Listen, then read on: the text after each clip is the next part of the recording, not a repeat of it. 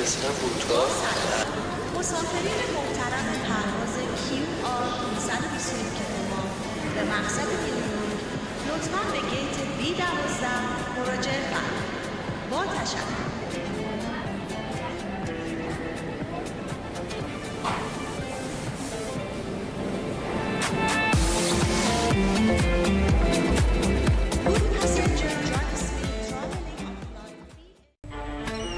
خبردار شدیم که محاکمه دوم به راه.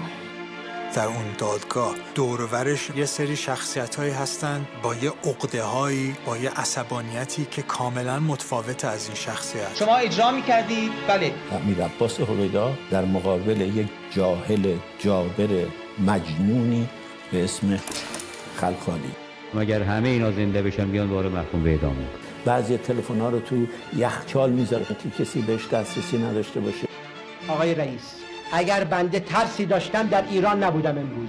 اگر میخواید انقلابی رفتار کنید خب من قربانی هم تموم شد رفت. یه بحث دادگاه چرا دارید میکنید؟ اگر قربانی لازمه که بنده تسلیمم. هادی غفاری که مثل یک عقاب تشنه خون پشت سر هویدا نشسته. از قم بهش گفته بودن که کار هویدا رو بساز. پای تمام این احکام بسیار بسیار سریع آیت الله خمینی نقش داشت. صدای یه تیر اومد از داخل زندان هست.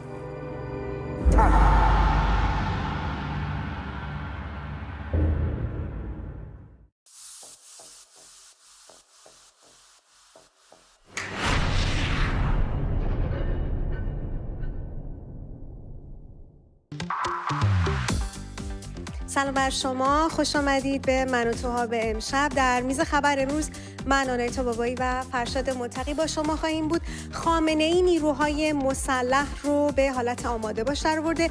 نتانیاهو هم در راه واشنگتن هست تا دیداری داشته باشه با دونالد ترامپ و بپردازن به تهدیدهای جمهوری اسلامی. تنش‌ها داره به کدوم سمت میره براتون بررسی می‌کنیم.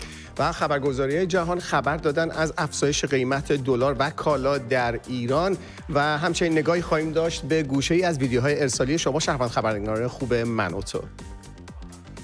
بله، در این سمت ها من و علی و آرزو با شما هستیم و قراره از ساعت‌های تولید شده یک برند لوکس سوئیسی صحبت بکنیم که طراحی مینیاتور داره، میناکاری شده و با طلا ساخته شده.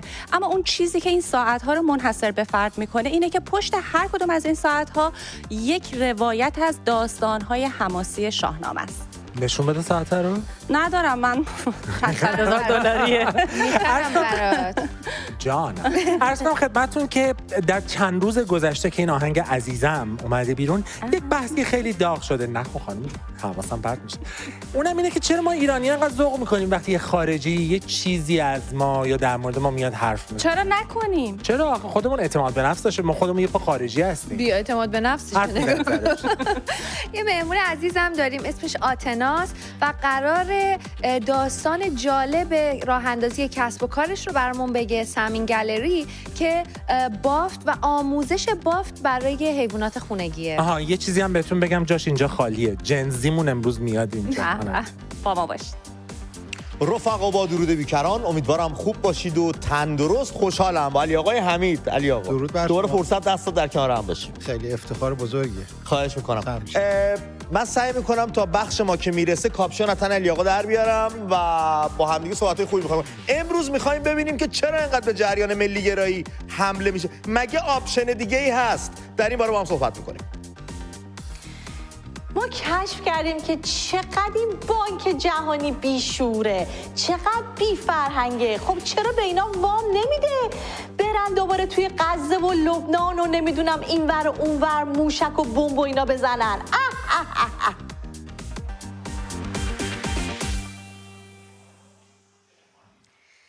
رئیس ستاد کل نیروهای مسلح جمهوری اسلامی صبح امروز در جمع برخی از فرماندهان، مدیران و کارکنان ستاد کل نیروهای مسلح و قرارگاه مرکزی خاتم الانبیا درباره جزئیات نامه خامنه‌ای به ترامپ پرده برداشته و گفته خامنه‌ای به وزیر خارجه جمهوری اسلامی دستور داده که مذاکره غیر مستقیم ایرادی نداره.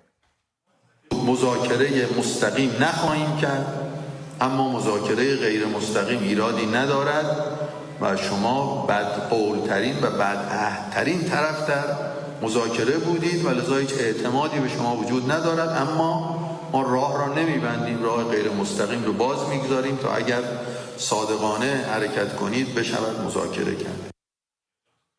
در حالی که حکومت اسلامی درباره شیوه انجام این مذاکرات غیر مستقیم جزئیات بیشتری ارائه نکرده، عباس عراقچی وزیر خارجه جمهوری اسلامی شب گذشته در ضیافت تشریفاتی شام با حضور وزرای کابینه پزشکیان با تکرار مواضع خامنه‌ای به طور ضمنی شرط انجام همین مذاکره غیر مستقیم رو برداشتن تحریم‌ها عنوان کرده. سقوط ارزش ریال در برابر دلار آمریکا نه تنها در صدر خبرهای ایران که در میان خبرهای مهم بین‌المللی هم قرار گرفته. خبرگزاری اسوسییتد پرس از تهران گزارش کرده بسیاری از صرافی‌ها دیروز و امروز در نخستین روزهای کاری پس از تعطیلات نوروز مغازه‌های خودشون رو زودتر تعطیل کردن. یک صراف به اسوسییتد پرس گفته تغییر مداوم نرخ تبدیل ارزهای خارجی نسبت به ریال باعث شده صرافان از خرید و فروش ارز دست بکشن.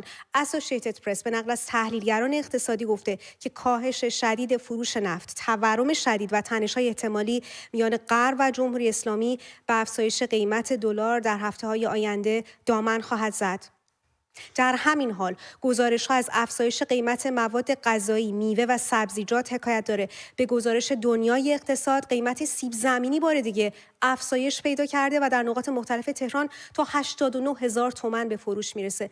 به گزارش این روزنامه سایر صیفیجات هم از جمله خیار افزایش قیمت داشتن و هر کیلوگرم اون در بازار تا 80,000 تومان به فروش میرسه. مریم تابنده همسر مجید توکلی زندانی سیاسی امروز در شبکه اجتماعی اکس اعلام کرد امروز بعد از 2 سال و نیم پرونده قضایی او مختومه شده.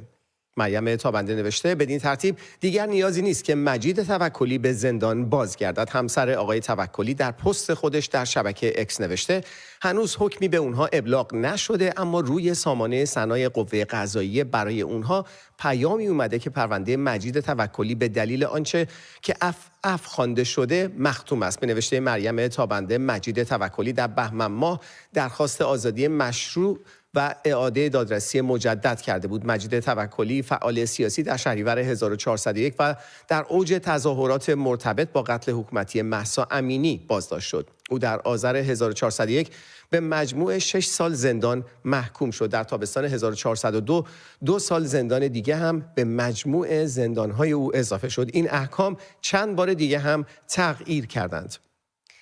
اما بر اثر ریزش کوه در معدن سنگ آهن در روستای عبدالله آباد شهرستان مهاباد دست کم 1 نفر کشته و 2 نفر مصدوم شدند.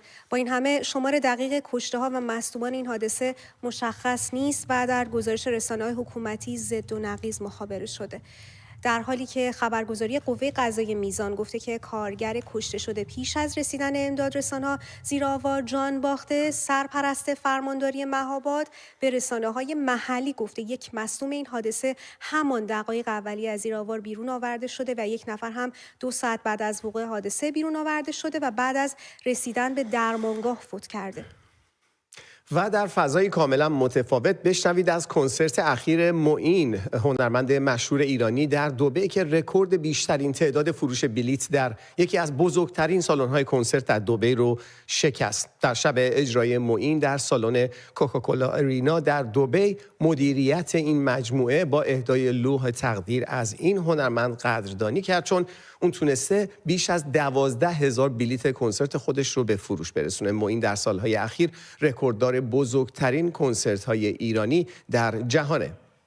و نکته‌ای که در کنسرت‌های آقای معین علاوه بر این که خیلی موفق بوده این کنسرت‌های اخیرشون، این سرود ای ایران هست که بسیار منظم. من دیدم خیلی از کسانی که در کنسرت‌های ایشون شرکت کرده بودن یا کسانی که در شبکه‌های اجتماعی دیده بودن ویدیوهاشو میگفتن چقدر این سرود ای ایران رو که در انتهای همه کنسرت‌ها اجرا می‌کنن و کسانی که شرکت میکنن در این کنسرت با ایشون همخوانی میکنن چقدر منظم و چقدر زیبا برگزار میشه، اجرا میشه و چقدر همه احساس میکنن این بحث در واقع ملیگرایی رو تقویت میکنه و خواسته ای هست که مردم میخوان اینو و خیلی خوب همیشون اجرا میکنن و چقدر هم دیده شد. همونجوری که شما گفتید در زیر پست ها اکثر کامنت ها همین بود و اشاره داشتن به همین موضوع سرود ای ایران.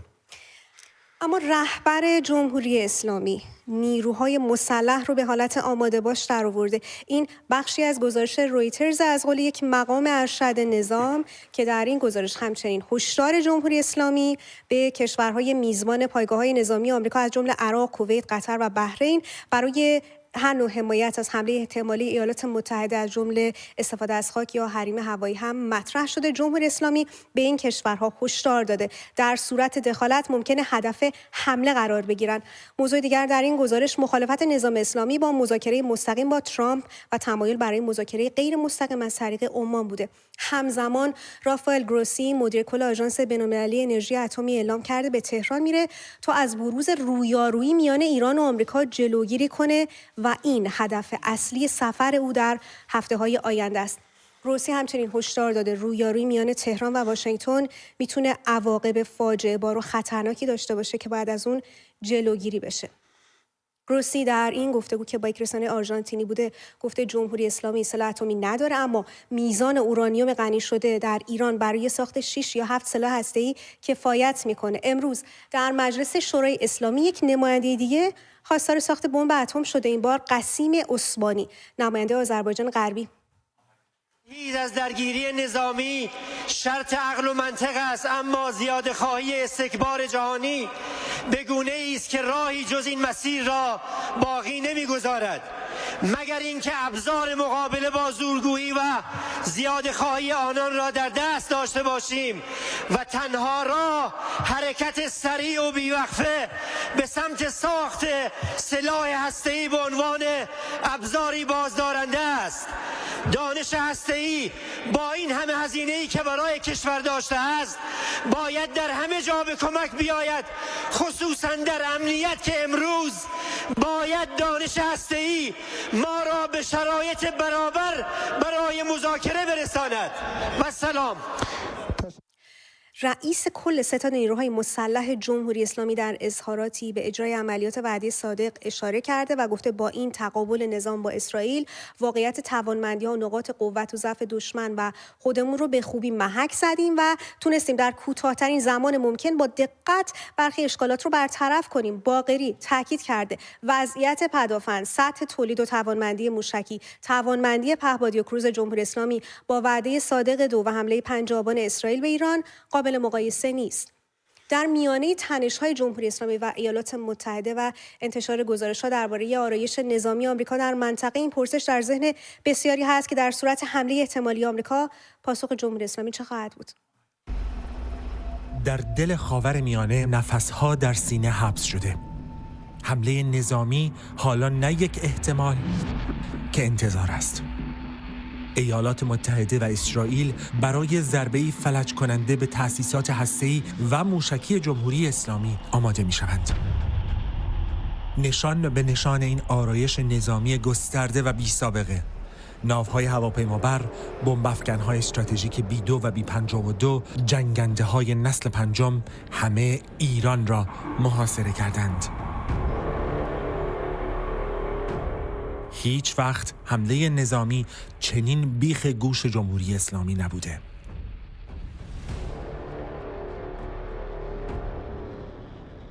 و حالا یک پرسش اصلی: در صورت حمله جمهوری اسلامی چه پاسخی دارد وقتی همه چیز در حال فرو ریختن است؟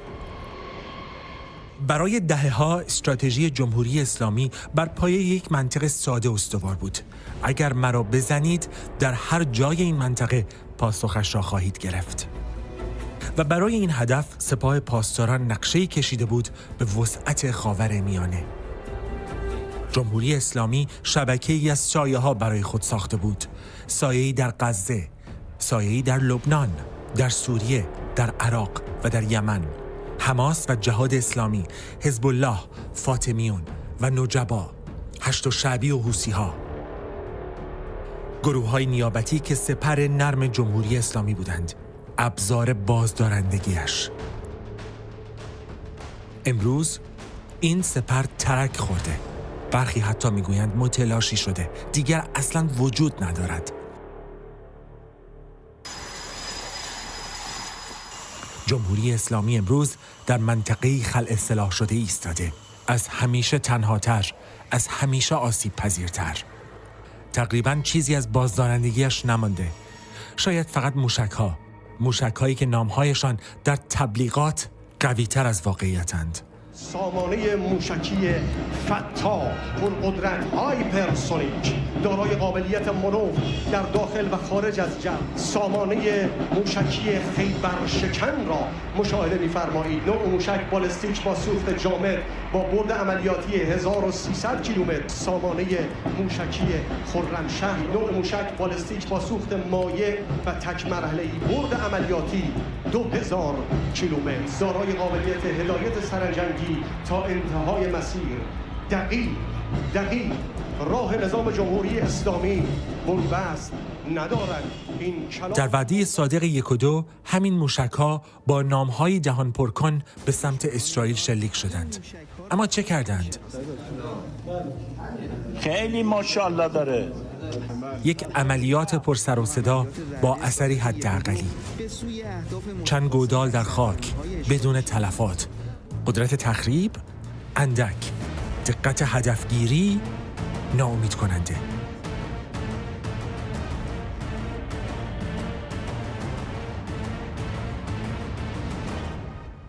وقتی از 100 شلیک تنها چند موشک در بیابان فرود می آیند، چه اهمیتی دارد؟ فرماندهان نظاره می کنند انبوهی از موشک‌های بالستیک سوخت جامد و مایع را. در این میان قطر، عمان، کویت و حتی عربستان سعودی اعلام کردند که اجازه نخواهند داد خاکشان برای حمله به جمهوری اسلامی استفاده شود. با این تصمیم پایگاه‌های آمریکا در خلیج فارس عملاً از دایره پاسخ موشکی ایران خارج می‌شوند. جمهوری اسلامی گزینه‌ای برای حمله در این کشورها نخواهد داشت. نقطه کلیدی حالا دیگو گارسیا است، جزیره‌ای در اقیانوس هند حدود 4000 کیلومتر دور از ایران. پایگاه اصلی حمله احتمالی آمریکا و هیچ کدام از موشک‌های جمهوری اسلامی حتی روی کاغذ به آنجا نمی‌رسند. جمهوری اسلامی این بار در تله افتاده. این در رفتار ما و شاید برای نخستین بار در تاریخش هیچ برگی برای بازی در دست ندارد. در عمل علی خامنه‌ای مانده و حوزش بیال و کوپال. رئیس کل ستاد نیروهای مسلح جمهوری اسلامی در اظهاراتش از پاسخ خامنه‌ای به نامه ترامپ گفته و اینکه نظام قصدی برای آغاز جنگ نداره.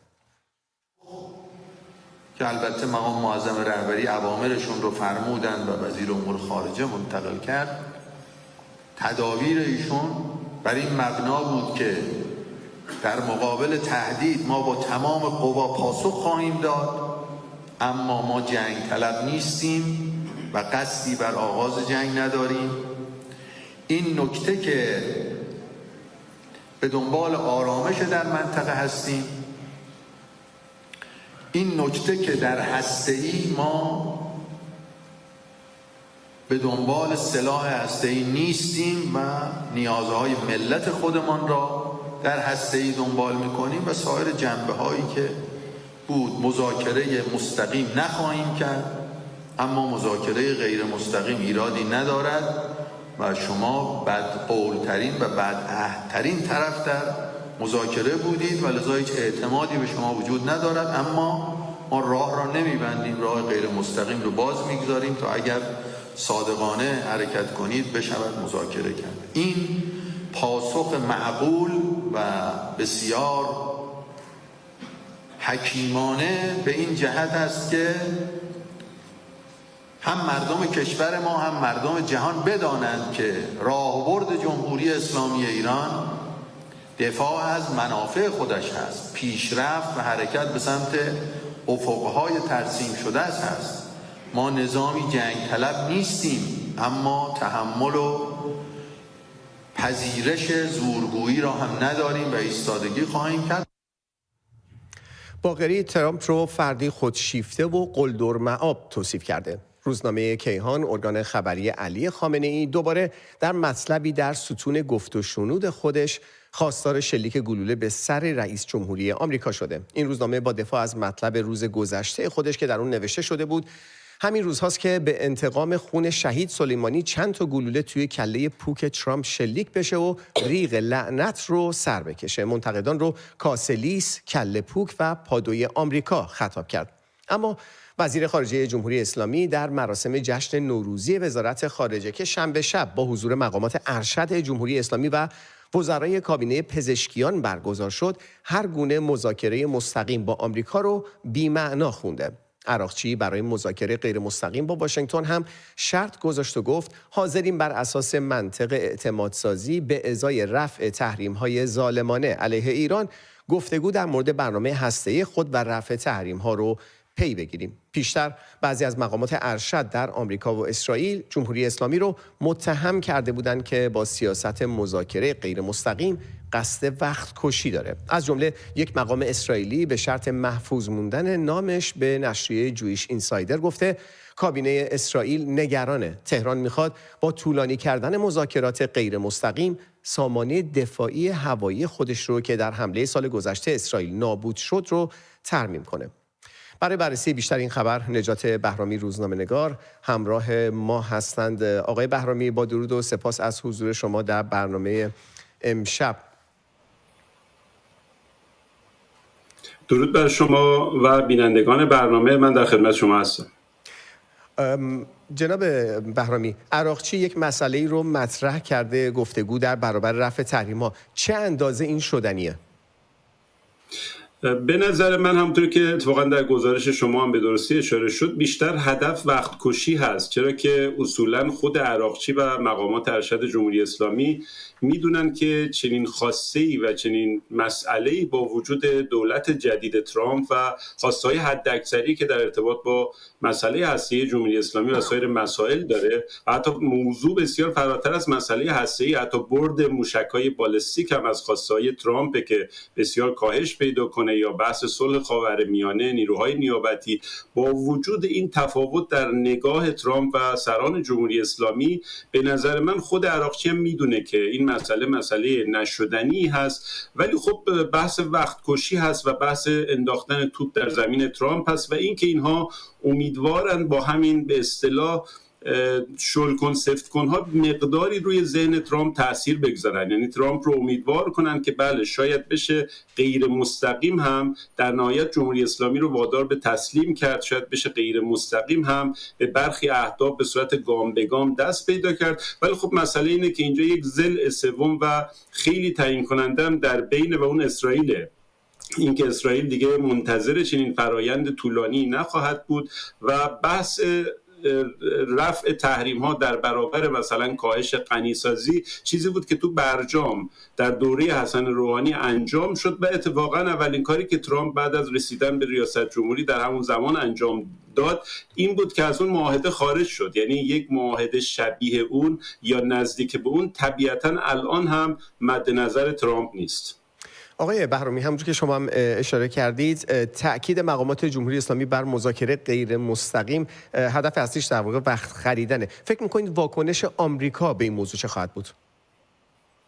من فکر میکنم امریکا تحت تاثیر مخصوصا اسرائیل، حالا ما فراموش نکنیم فردا نتانیاهو باز هم در کاخ سفید با ترامپ دیدار میکنه، طبیعتا یک پکیجی از شواهد و استدلال ها رو هم با خودش فراهم کرده که این بحث مذاکره غیر مستقیم که جمهوری اسلامی روش پافشاری میکنه در حقیقت چیزی جز خریدن زمان نیست. حالا این خریدن زمان هم برای به فرض ترمیم سامانه پدافند ضد هوایی، هم برای آمادگی بیشتر، مهیا کردن موشک‌های بالستیک بیشتر و همین که در نزد سران جمهوری اسلامی اصولاً عنصر زمان بسیار مهمه. این که مثلا ممکنه اگر چند ماه ما این ماجرا رو کش بدیم، ما از آینده خبر نداریم، ممکنه یک مناقشه، یک مسئله در نظام بین الملل به وجود بیاد که توجهات رو از ایران منحرف کنه، مثلا به فرض مسائلی در ارتباط ارتباط با امریکا و چین و تایوان به وجود بیاد، یا مثلا اتفاقاتی نظیر مثلا جنگی که چند سال پیش بین روسیه و اوکراین در گرفت و اصولا توجهات رو از جمهوری اسلامی در اون زمان منحرف کرد. جمهوری اسلامی به همین خاطر خیلی عنصر زمان براش مهمه و وقت تلف کردن براش مهم هست و خب طبیعتا در مذاکرات غیر مستقیم این فرصت مهیاست تا مذاکره مستقیمی که روبروی هم بنشینن و نکاتی بگن که یا میپذیرن یا نمیپذیرن و طبیعتا از نظر زمانی بسیار کوتاه‌تره. مسئله اینه و واقعا جمهوری اسلامی چیزی غیر از این مسئله توی سرش نیست و تأکیدش بر مذاکره غیر مستقیم هم ناشی از همین مسئله است. جناب بهرامی، باقری تأکید داشته که وضعیت پدافند هوایی جمهوری اسلامی بهتر از قبل هم شده. فکر می‌کنید این ادعا تا چه اندازه به واقعیت نزدیکه؟ ابتدا من این رو اشاره کنم که اتفاقا باقری در همین صحبتش راجع به سامانه پدافند دروغ گفت. مثلا گفت خسارات بسیار ناچیزی که در حمله اسرائیل وارد شده بوده ترمیم شد. ما فراموش نکنیم که این حمله اسرائیل در 26 اکتبر سال گذشته، یعنی کمتر از 6 ماه این اتفاق افتاده. اولا اگر جمهوری اسلامی سامانه پدافند هواییش مؤثر بود، قدرتمند بود، این رو بارها در بوق و کرنا میکرد، شواهد، فیلم ها، تصاویری ارائه میداد. ما فراموش نکنیم در دوره‌ای که ترامپ قبلا رئیس جمهور امریکا بود، اینا یک پهپاد امریکایی رو زدن از زوایای مختلف، از اون اتاق عملیات، لحظه شلیک اون موشک‌ها، همه اینا فیلم داشتن و تا چندین ماه این رو در صدا و سیما پخش می‌کردن. ولی ما دیدیم حمله گسترده اسرائیل در اکتبر 2024 اصولاً حتی یک عکس هم از فعالیت پدافند جمهوری اسلامی ما ندیدیم و منتشر نشد. اینه که واقعاً پدافند از اول ضعیف بود و اسرائیل هم واقعاً خیلی مؤثر این رو از بین برد. اس-300 ها کامل از بین رفته. خب این ترمیم یعنی چی؟ آیا روسیه دوباره به جمهوری اسلامی اس-300 یا اس-400 داده؟ خب چنین چیزی قابل ردیابیه و این اتفاق نیفتاده. سامانه‌های بومی هم اینها سالها طول میکشه که مثلا ترمیم کنن یا آپدیت کنن یا ارتقا بدن. به نظر من یک دروغی بود که سرلشکر باقری گفت. آقای نجات بهرامی، روزنامه‌نگار، سپاسگزاریم از وقتی که به ما دادید. ممنون. اما در میانه تنش‌های جمهوری اسلامی و ایالات متحده، بنیامین نتانیاهو نخست وزیر اسرائیل در مسیر واشنگتن برای دیدار با ترامپ.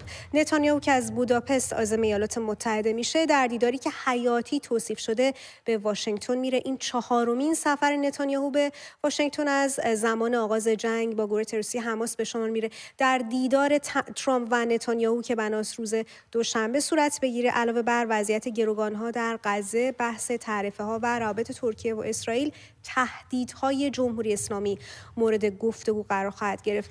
ما از خانم روزا پرتو، روزنامه‌نگار منوتو، دعوت کردیم که همراه ما بشن. خانم پرتو، سپاس از اینکه دعوت ما رو قبول کردین. اعلام شده که این سفر با دعوتنامه‌ای که ترامپ فرستاده برای نتانیاهو ممکن شده. این زمانبندی این سفر یه معنای ویژه‌ای داره چون همزمان شده با تنش‌ها میان جمهوری اسلامی و ایالات متحده. سلام به شما و بینندگان عزیز.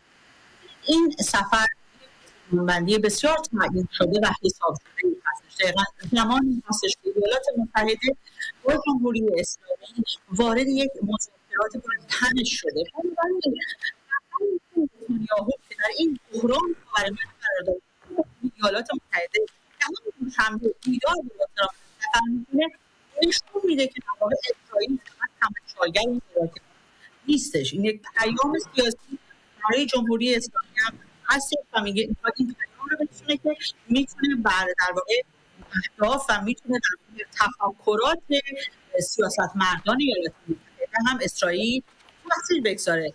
بنابراین در سفری که نتانیاهو به ایالات متحده داره، دوشنبه دیداری هم که با ترامپ داره، اگر در این سفر موفق بشه میتونه پیامدهایی هم داشته باشه. یکی از پیامدهای مهمش این هستش که در واقع ما در کنار ایالات متحده درباره خاورمیانه تصمیم میگیریم و حتی ما تعیین میکنیم و حتی ما میتونیم در واقع گفتگوهای دولت مردان اسرائیلی بسش در رسانه‌ها هم مطرح شده و تحلیلگرا هم برای معتقدن، یعنی حتی ما میتونیم بر افکار ترامپ هم تاثیر بذاریم و بردهای خیلی زیادی هم برای اسرائیل داره.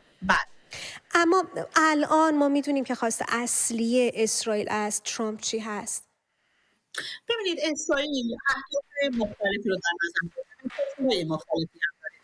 یکی از مهمترین خواسته‌هاش خب درباره بحث برنامه هسته‌ای جمهوری اسلامی هستش که برای ما ایرانی‌ها قابل اهمیت هستش. اما خب نتانیاهو داره میره برای در واقع تعرفه‌های 17% که در محصولات و کالاهای اسرائیلی ایالات متحده درج کرده، اقتصاد اسرائیل رو تحت تاثیر قرار داده و نتانیاهو داره میره صحبت بکنه شاید بتونه حتی این تعرفه‌ها رو از بین ببره و به صفر برسونه یا اگر نتونست کمترش بکنه. بحث دیگرش درباره قضیه هستش که به هر حال دولت‌مردان اسرائیلی در گفتگوهاشون خودشون نشون میدن که باید در جنگ غزه پیروز بشن و دستاورد پیروزیشون هم در واقع آزادی گروگان‌ها در توی خونه است. و بحثی که در واقع برای ما ایرانی‌ها هستش بحث در واقع هسته‌ای جمهوری اسلامی هست. نتانیاهو در این سفر پیام سیاسی به جمهوری اسلامی داره و اون هم این هستش که ما در هر گونه در کنار ایالات متحده ایستادیم. ایالات متحده همفکر ماست و همونطوری که من گفتم میتونیم بر تفکرات ترامپ هم ما تاثیر بذاریم. خواسته های اسرائیل از ایالات متحده یکی از خواسته های دیپلماتیک و خواسته های اقتصادی، فشار اقتصادی شدید بر جمهوری اسلامی هست. مقامات اسرائیلی هر از نظر اقتصادی تحت فشار قرار بگیره، نزدیکی جمهوری اسلامی به ساخت سلاح اتمی کمی به درازا میشه. خواسته دیگرش که بسیار خواسته مهم هستش اون این هستش که میخواد در واقع با ایالات متحده هماهنگ بشه که اگر ایالات متحده در مذاکراتشون به بنبست رسیدن و نظر دیپلماسی به جایی نرسیدن، از نظر نظام حتی حمله نظام محدودی هم مسئولیت بگیره ایالات متحده هماهنگ. در واقع نتیجه سفری که به دست خواهد آورد این هستش که در تمامی برنامه‌ها با ایالات متحده در واقع هماهنگیشون رو نشون بدن. سپاسگزارم از حضور شما در برنامه خانم روزا پرتو، روزنامه‌نگار منوتو. و سیب زمینی باز هم گرون شد. این تیتر دیروز یکی از سایت‌های خبری در ایران بوده. قبل از نوروز بود که وارد کردن دوباره سیب زمینی‌های ایرانی که به عراق صادر شده بود با قیمتی گرونتر از فروش اون خبرساز شد. امروز یکی دیگه از سایت‌های خبری داخلی تیتری زده با این عنوان: سیب زمینی‌های پاکستانی ایرانی از آب در اومد. سیب زمینی گرونتر از آووکادو. توی این خبر اومده در حالی که وزارت جهاد کشاورزی در بهمن ماه مجوز واردات 50,000 تن سیب زمینی رو از پاکستان و ترکیه صادر کرد و انتظار میرفت قیمت‌ها عقب نشینی کنه، اما همچنان در روی پاشنه قبلی میچرخه. ویدیوهای زیادی دریافت کردیم از شهروند خبرنگاران منوتو در مورد گرانی سیب زمینی. یکی از اونها رو الان می‌بینیم. سلام به شبکه خوب منوتو. 20 کیلو سیب زمینی 1,000,000 تومان. سیب زمینی که سران سقوا اومدن جلسه گذاشتن که قیمتش رو تنظیم کنن. ما در بهمن و اسفند ماه گزارش‌های زیادی از شهروند خبرنگاران منوتو دریافت می‌کردیم که خبر می‌داد از رد شدن قیمت سیب زمینی از مرز 60,000 تومان، اما طبق خبرهایی که رسانه‌های داخلی امروز منتشر کردند، هر کیلو سیب زمینی در نقاط مختلف تهران بین 55 تا 89,000 تومان به فروش میرسه و قیمت این محصول در سایت‌های فروش آنلاین برای هر 1.5 کیلو تا 179,000 تومان هم رسیده و قیمت سیب زمینی رو از محصولات لاکچری مثل آووکادو هم گرونتر کرده. تمام اینها در حالیه که رئیس اتحادیه بارفروشان تهران امروز معضل گرانی سیب زمینی رو تعطیلات نوروز و فعالیت نکردن رانندگان اعلام کرده که باعث شده سیب زمینی به بازار نرسه و قیمتش افزایش پیدا کنه. این مقام مسئول ادعا کرده که سیب زمینی‌های جیرفت و شهرستان‌های خوزستان آماده عرضه به بازار و طبق گفته او این یعنی در کمتر از 1 هفته دیگه قیمت سیب زمینی کاهش پیدا خواهد کرد. البته از اونجایی که افزایش قیمت تقریبا تمام کالاها در ایران به نوعی به نرخ دلار بستگی داره، مهمه که اشاره‌ای داشته باشیم به خبری از خبرگزاری اسوسییتد پرس که از تهران گفته خیلی از صرافی‌ها دیروز و امروز در اولین روزهای کاری بعد از تعطیلات نوروزی مغازه‌هاشون رو زودتر تعطیل کردن. یک صراف به اسوسییتد پرس گفته تغییر مداوم نرخ تبدیل ارزهای خارجی نسبت به ریال باعث شده تا صرافان از خرید و فروش خودداری کنند.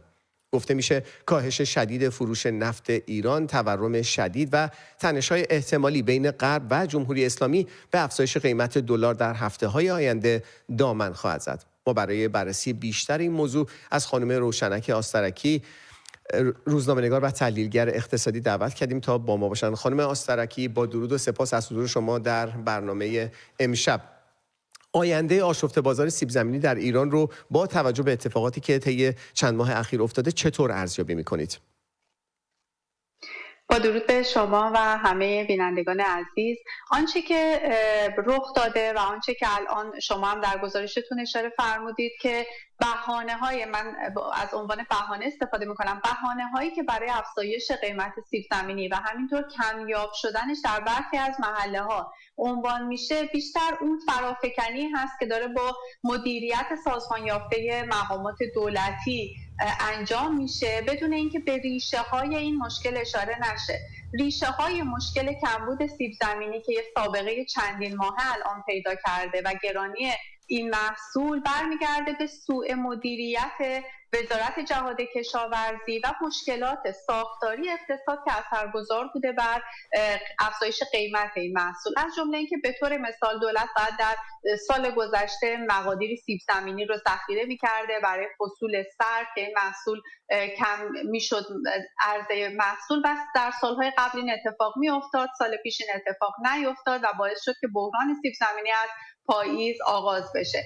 و همینطور عواملی که در اقتصاد ایران وجود داره و باعث میشه که هزینه تولید برای کشاورز بره بالا. هزینه کود برای کشاورز بالا رفته، هزینه دستمزد بالا رفته، بحران انرژی روی تولید محصولات کشاورزی اثرگذار بوده و همینطور هزینه حمل و نقل. یعنی این بهانه‌ای که به دلیل اینکه رانندگان در نوروز کار نکردن الان سیب زمینی کمیاب شده یا گران شده، بیشتر فرافکنی دولت هست. در ماه‌های پیش رو هم بستگی به این داره که آیا دولت میخواد بعد از چندین ماه این بحران رو حل بکنه یا نمیخواد حل بکنه. مجوز صادرات دوباره قرار صادر بشه مثل اتفاقی که در ابتدای پاییز افتاد و یکی از عوامل اثرگذار بود یا نه. آیا دولت میخواد بر توزیع این کالا و در چرخه تولید تا توزیع نظارت کارآمد داشته باشه یا نه؟ اگر همان روالی که در ماه‌های گذشته در جریان بوده ادامه پیدا کنه، قطعاً این نوسانات قیمتی برای سیب زمینی ادامه پیدا خواهد. توی خبر در مورد گزارش اسوسییتد پرس در مورد بازار ارز ایران گفتیم با توجه به افزایش نرخ دلار و تأثیر مستقیم اون بر هزینه‌های تولید مثل کود، سم، سوخت و حمل و نقل چطور میشه انتظار داشت که دولت بتونه قیمت سیب زمینی و یا هر محصول دیگه ای رو کنترل کنه؟ به نظر شما آیا دولت فقط با شعار نظارت میتونه مقابل موج گرانی ایستادگی کنه؟ شما اگر به هر شهروند عادی در هر جای دنیا، نه به یک اقتصاددان یا تحلیلگر اقتصادی، بگید که یک دولتی وجود داره که الان 6 ماه بحران قیمت و توزیع و کمبود سیب زمینی رو در کشورش ایجاد کرده، در حالی که اون کشور خودش تولید کننده و صادر کننده این محصول کشاورزی هست، به شما میگه اون ساختار یک ساختار فشل و ناکارآمده. دولت در جمهوری اسلامی احساس میکنه که اگر پشت میز مقامات تیم اقتصادی بنشینن و مصوب کنن که فلان کالا باید با فلان قیمت به فروش برسه، اقتصاد دست نگه میداره و گوش میده ببینه مقامات جمهوری اسلامی چه گفتن. دقیقاً در مورد سیب زمینی و بقیه کالا هم همینه. یعنی اقتصاد به قیمت گذاری دستوری یا به شعارها یا به وعده‌های مسئولین جمهوری اسلامی توجهی نداره. اقتصاد مسیر خودش رو میره. همونطوری که فرمودید بحث افزایش قیمت ارز رو ما داریم که اثرگذار هست در تولید تمام محصولات و کالاهای داخلی و قیمت کالاهای وارداتی. بحث بحران انرژی رو داریم که به شدت امسال بر روی صنعت و واحدهای تولیدی و کشاورزی اثرگذار خواهد بود و همینطور بحران خروج سرمایه از اقتصاد ایران و البته بحرانهای سیاسی پی در پی که جمهوری اسلامی ایجاد میکنه و همه اینها باعث میشه که نه قیمت سیب زمینی بلکه قیمت هیچ کالایی با آرزوها و وعده‌های مقامات جمهوری اسلامی کاهش پیدا نکنه. خانم روشنک آسترکی، روزنامه‌نگار و تحلیلگر اقتصادی، سپاسگزاریم از حضورتون در برنامه امشب. سپاس. بله و از گرانی گفتیم و قیمت سیب زمینی که بارها و بارها اینجا صحبت شده بود.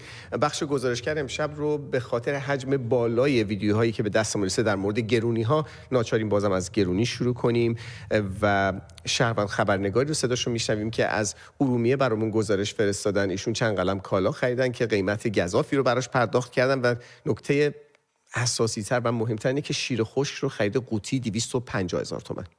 خدمت شبکه خوب من و تو 17 فروردین 404 3-4 قلم رفتم وسایل گرفتم. بعد از این عیدی که با هزار بدبختی تونستیم بگذرونیمش 2 تا شیر خشک که اصلا پیدا نمیشه تو ارومیه. 50 جا رفتم تا تونستم 2 تا شیر خشک دونه 250,000 تومان پیدا کنم واسه بچه. با همین گوجه و پفک و یه دونه ماست و 2 تا ماکارونی قضیه شده 850,000 تومان. خامنه ای لعنت به هر چی ملاست، لعنت به هر چی آخونده، لعنت به هر کثافتی که از دین و عقاید مردم داره پول در میاره. نمیدونم دیگه چه فشی بدم به تو. یعنی اگه تو یک آدم خوبی بودی، یعنی یک ذره شرف داشتی، اصلا عربم باشی، یهودی هم باشی، مسیحی هم باشی، هر چی میخوای، شیعه هم باشی، فقط یک ذره شرف داشتی، این بچه چه گناهی کرده؟ الان یه بچه توی غزه که نمیتونه شیر خشک بخوره با شرایط ایران که نمیتونم شیر خشک پیدا کنم چه فرقی میکنه؟ بله ایشون اشاره کرد به بچه‌های غزه و تفاوتشون با بچه‌های ایران. شهروند خبرنگار بعدی ما از تهران برنامه صدا و سیمای جمهوری اسلامی رو برامون به تصویر کشیده که در اون از بینندگانش میخواد که کمک‌های نقدیشون رو برای مردم مظلوم فلسطین و لبنان ارسال کنند. سلام، امروز یکشنبه 17 فروردین ماه 1404 هستش. این فیلم رو برای شبکه شما میفرستم. این که داره تلویزیون شبکه 2 داره نشون میده که میگه دست مردم ایران درد نکنه که برای مردم غزه و فلسطین کمک میفرستن. یعنی مردم ایران کجا بودن؟ ما که مردم ایران تو این گرفتاری ان، بعد عراقی و یه مش عراقی اومدن دارن به ما حکومت میکنن. دیگه چجوری باید بگم؟ مردم تو سیب زمینیشون موندن، ندارن کمکارنش. و الان میشنویم صدای پدری رو که نگران آینده فرزندان ایران، نگران گرانی بی سابقه این روزهاست و نبود امکانات و تغذیه سالم برای آینده سازان ایران. ایشون میگه الان دیگه بچه هامون در خطر هستند. خدمت گزارشگر من تو همین الانم که برق رفت، دوباره امروز رفته. یه دونه موز خریدم، یه دونه موز 55,000 تومان. کدوم حکومتی تو دنیا، کدوم رژیمی، کدوم تو تاریخ کجا نوشته که کدوم حکومتی که تونسته مردم اینقدر فقیر و بدبخت نگه داره؟ یه موز 55,000 تومان. داستان بقاست. ما بچه بودیم این همه چیزای ارگانیک خوردیم، میوه‌های ارگانیک خوردیم، غذای خوب خوردیم، این شدیم. سن 45 سالگی 50 سالگی باید سکته کنیم. نسل بعدی بچه‌های ما چی میخوان بشن؟ کمبود ویتامین، کمبود منیزیم، پتاسیم، خیلی چیزهای دیگه، پسته که نمیتونن بخورن، موز که نمیتونن بخورن، لبنیات درستابی که نمیتونن بخورن، همه جنسا آشغال، همه چیزای بنجور خارجی، چینی، همش مریضی. فکر میکنید بعد چی به سر بچه‌های ما میاد؟ مردم ایران تا به این نتیجه نرسن، اگه این حکومت بمونه چیزی از ایران و ایرانی باقی نخواهد ماند. طبیعتمون، همه چیزمون از بین رفته. الان دیگه بچه‌هامون در خطرن. بچه‌هامون تغذیه خوبی ندارن. اینا میخوان چی بشن؟ حضرت آقا کلاتو بنداز بالا. عین خیالت هم نباشه مذاکره کنم نکنم. ایرانی برات مهم نیست. لعنت به همتون. خسته شدیم دیگه ازتون. چنگیز مغول از زیر خاک بلند شه بیاد حکومت کنه. شما نباشید. شما یه مش بزدل ترسویید که مردم فقیر نگه داشتید، مردم بدبخت کردید. ول کنید.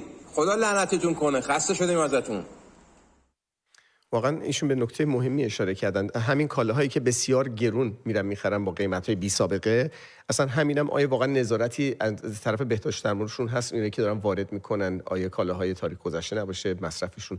در صورت اتفاقی بود که در قبلم افتاده و محصولاتی که وارد کردن و در واقع قابل استفاده نبوده. در صورت امروز بازنشستگان در شهرهای مختلف ایران به خیابون‌ها اومدن تا صدای اعتراضشون رو به گوش مسئولان برسونن. در شوش بازنشستگان تامین اجتماعی شعار میدادن از خوزستان تا گیلان مرگ بر این مدیران. در گیلان شعار میدادن کارگر زندانی، معلم زندانی آزاد باید گردد.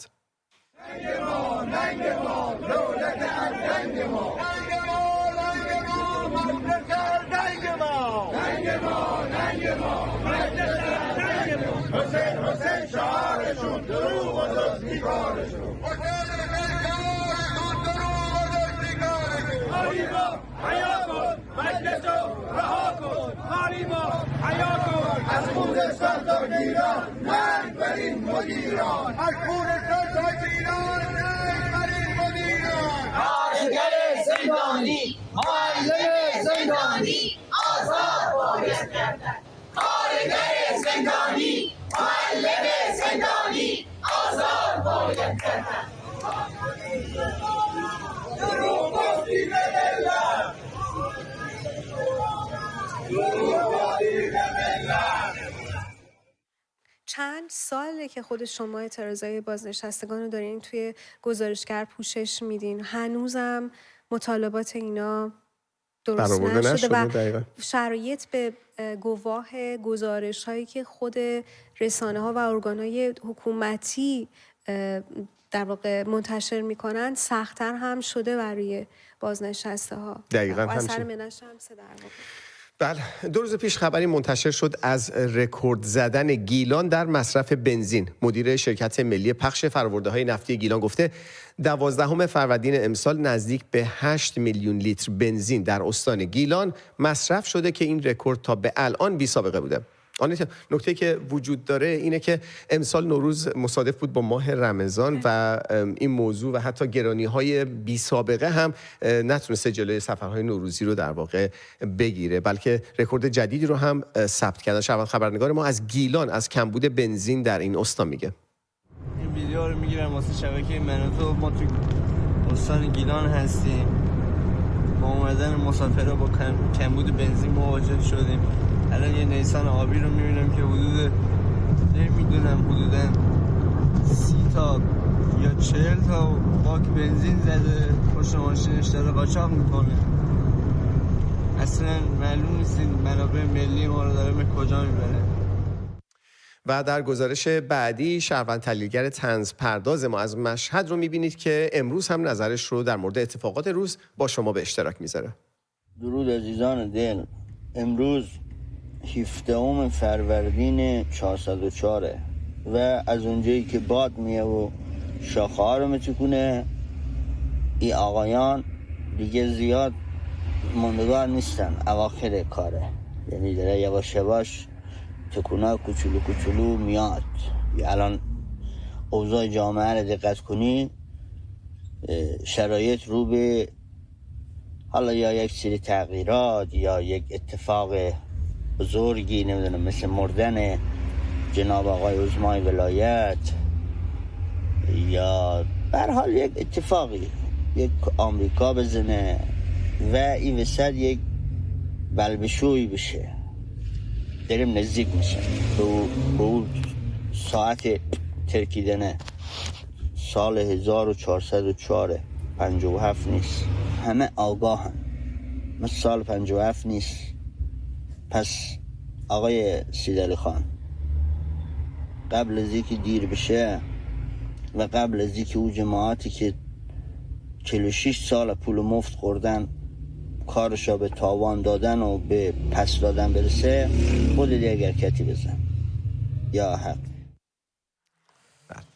بر اساس آمار منتشر شده از سفرهای نوروزی شهروندان در ایران، امسال تخت جمشید با 472,000 بازدید کننده رتبه اول و حافظیه با 467,000 توریست رتبه دوم رو به خودشون اختصاص دادن. شهروند خبرنگار بعدی ما در حالی که تخت جمشید رو برامون به تصویر کشیده تشکر میکنه از ایرانیان خارج از کشور و پیامی داره که از زبان خودشون میشنویم.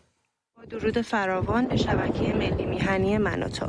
میخوام که در ابتدای تشکر ویژه بکنم از تمامی هموطنانم که توی تجمعات مونیخ و ژنو شرکت کردن و خیلی هم با شکوه برگزارش کردن و میخوام اینو بدونن که ما مردم ایران تا سالیان سال مدیون اونها خواهیم بود. دومم این که میخوام از هموطنان دیگرم که ساکن آمریکا و کانادا هستن درخواست بکنم که حتما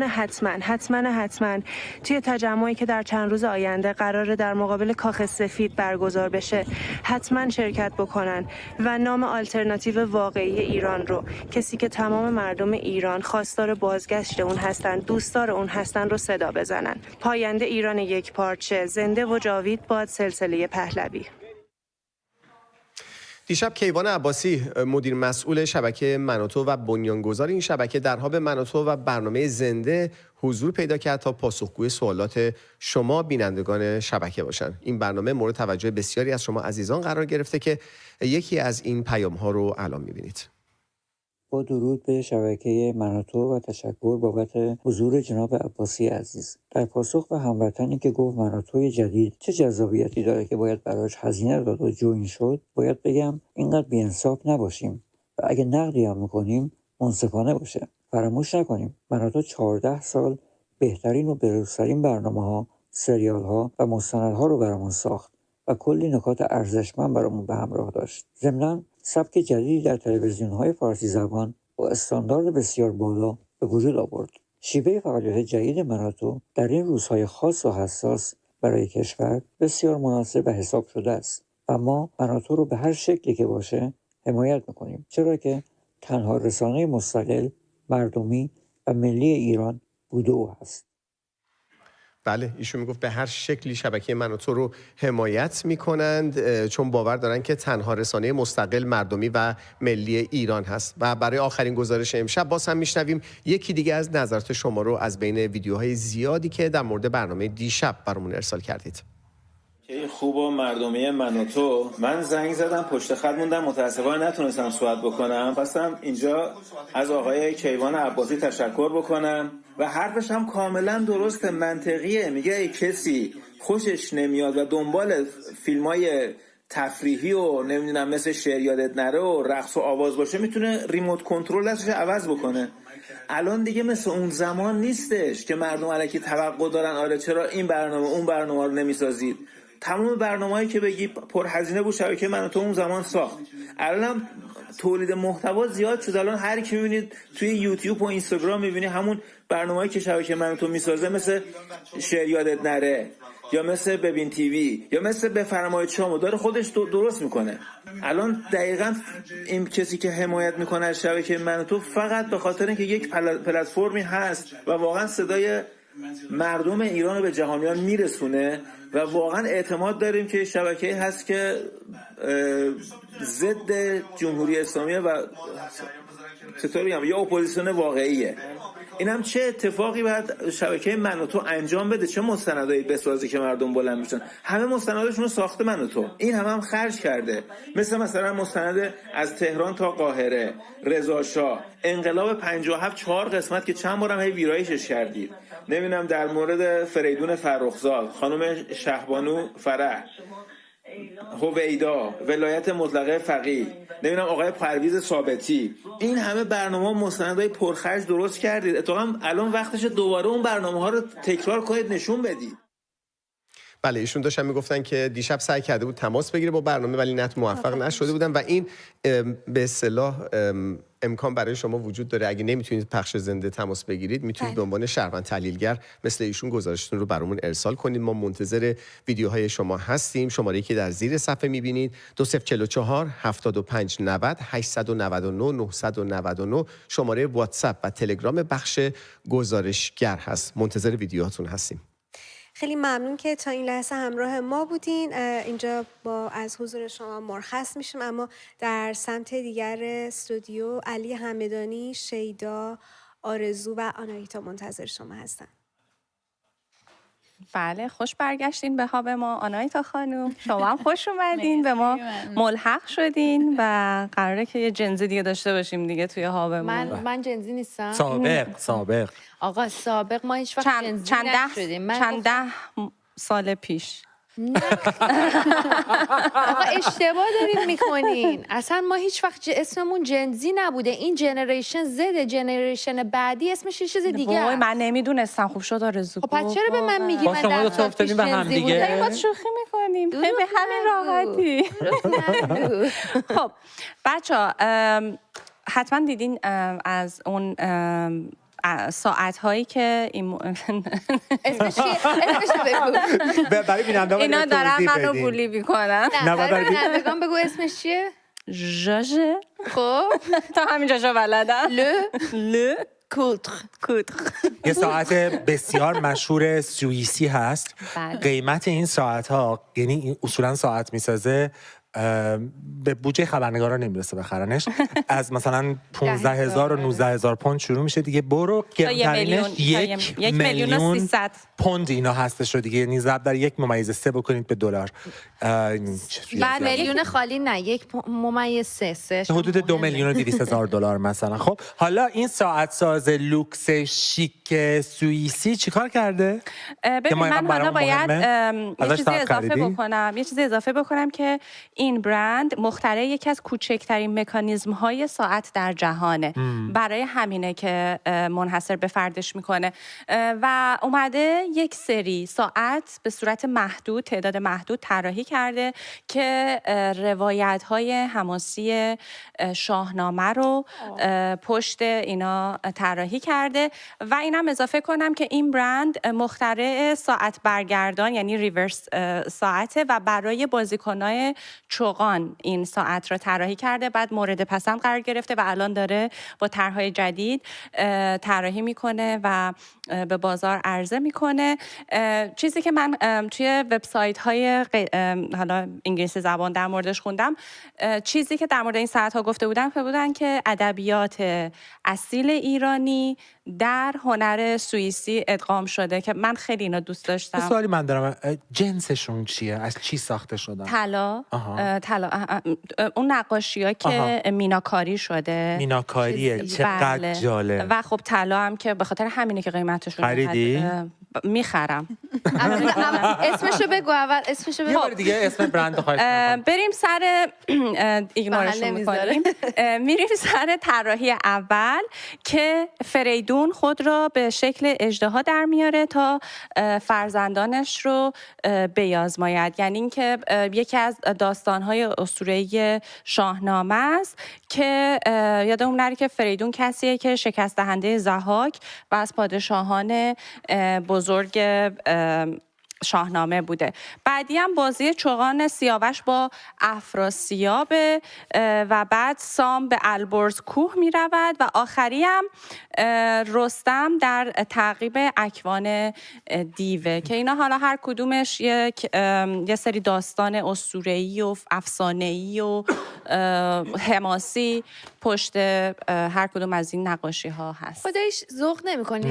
شما بگو. چرا؟ من اتفاقا وقتی که اینو اولین بار مامانم برام فرستاد و خب مامانم تو کار شاهنامه و ایناست، چیزی که خیلی برام جالب بود همین این که این سری ریورسو از این ساعت‌ها مختص بازی چوگانه و خب بازی چوگان یک ورزش ایرانیه، یعنی خاستگاه ایرانی داره.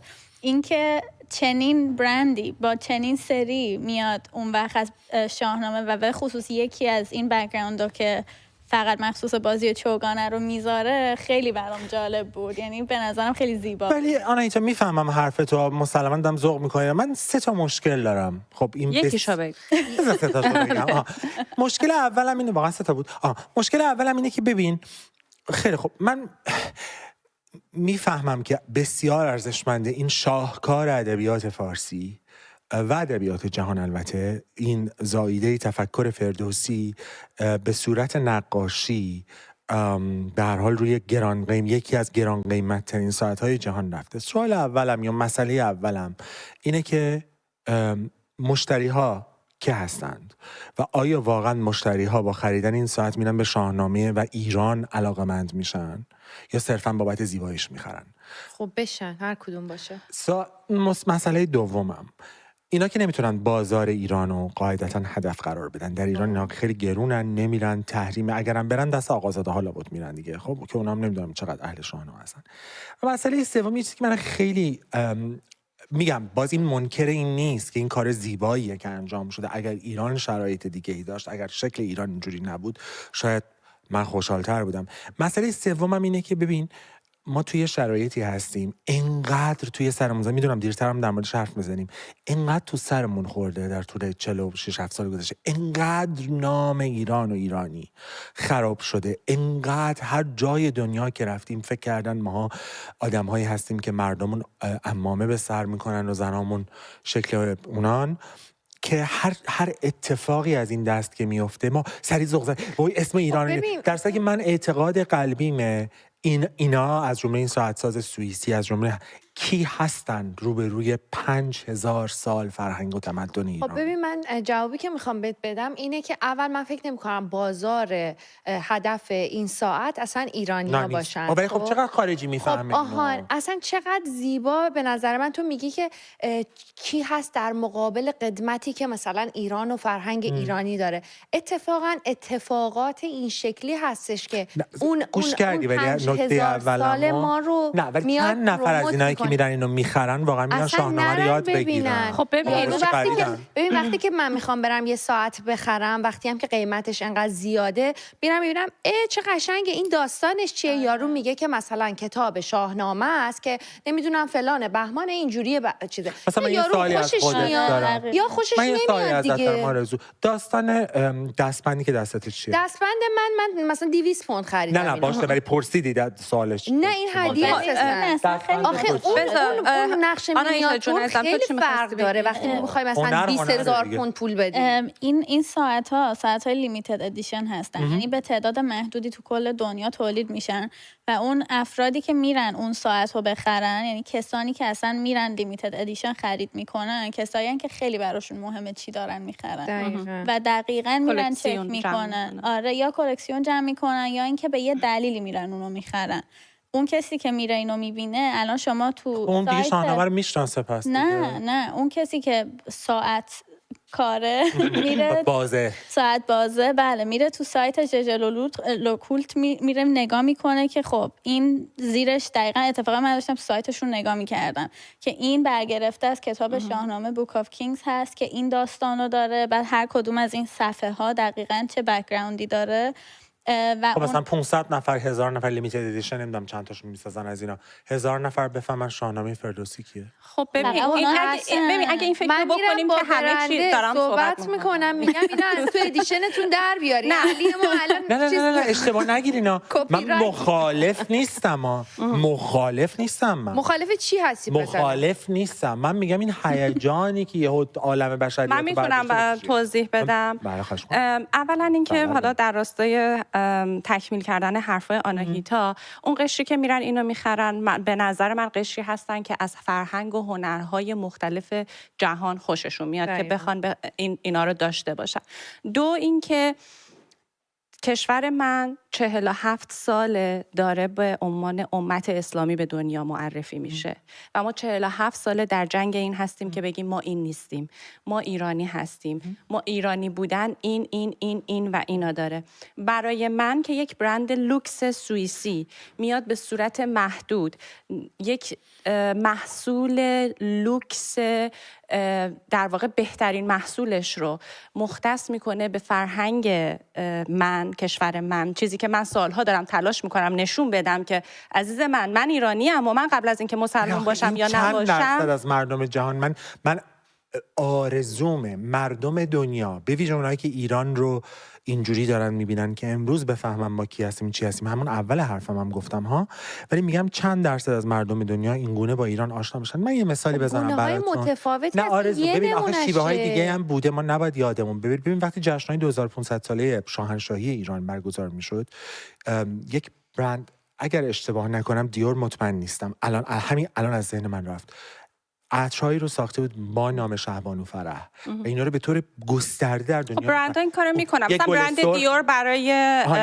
دایانا یک گل سرخی در سوئیس، یک گل سرخی، یک گل رز در سوئیس هست که بهش میگن پرژن روز و اینو درست کردن به نام ایران درست کردن. ببین اینا اینجوری بود که ما به قول فرنگی‌ها مینستریم میشدیم یا رواج پیدا میکرد و میومد و همه مردم ببین برای سالها ایران رو به چی میشناختن؟ قالی. برای سالها ایران رو برای چی میشناختن؟ گربه. برای سالها ایران رو برای چی میشناختن؟ پسته، خاویار، آخوند. نه دیگه اینا جدیده. خب ببین در طول تاریخ 47 سال واقعا چیزی نیست این بلایی که سرم کنه.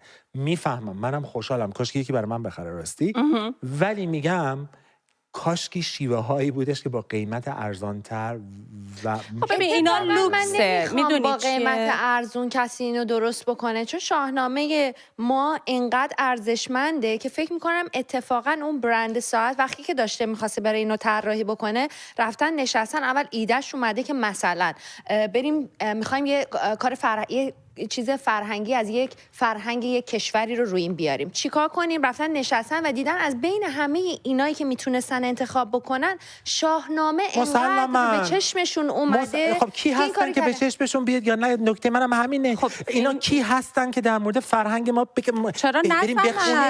چرا این نگاه خب تو الان انتظار داری که همه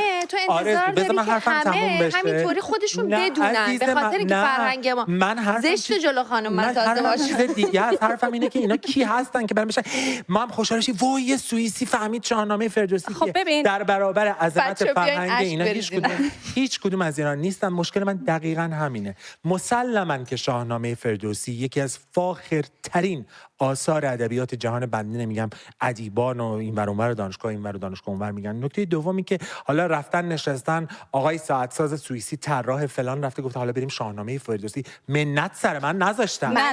کسی نمیگه منت سر من یه سری بذار من اینجا جواب تو یه چیزی بگم. اولا اینکه نه منت نیست. اولا اینکه این فقط هم روایتگر شاهنامه است، هم مینیاتور که هنر ایرانیه و هم میناکاری که باز هم هنر ایرانیه هست.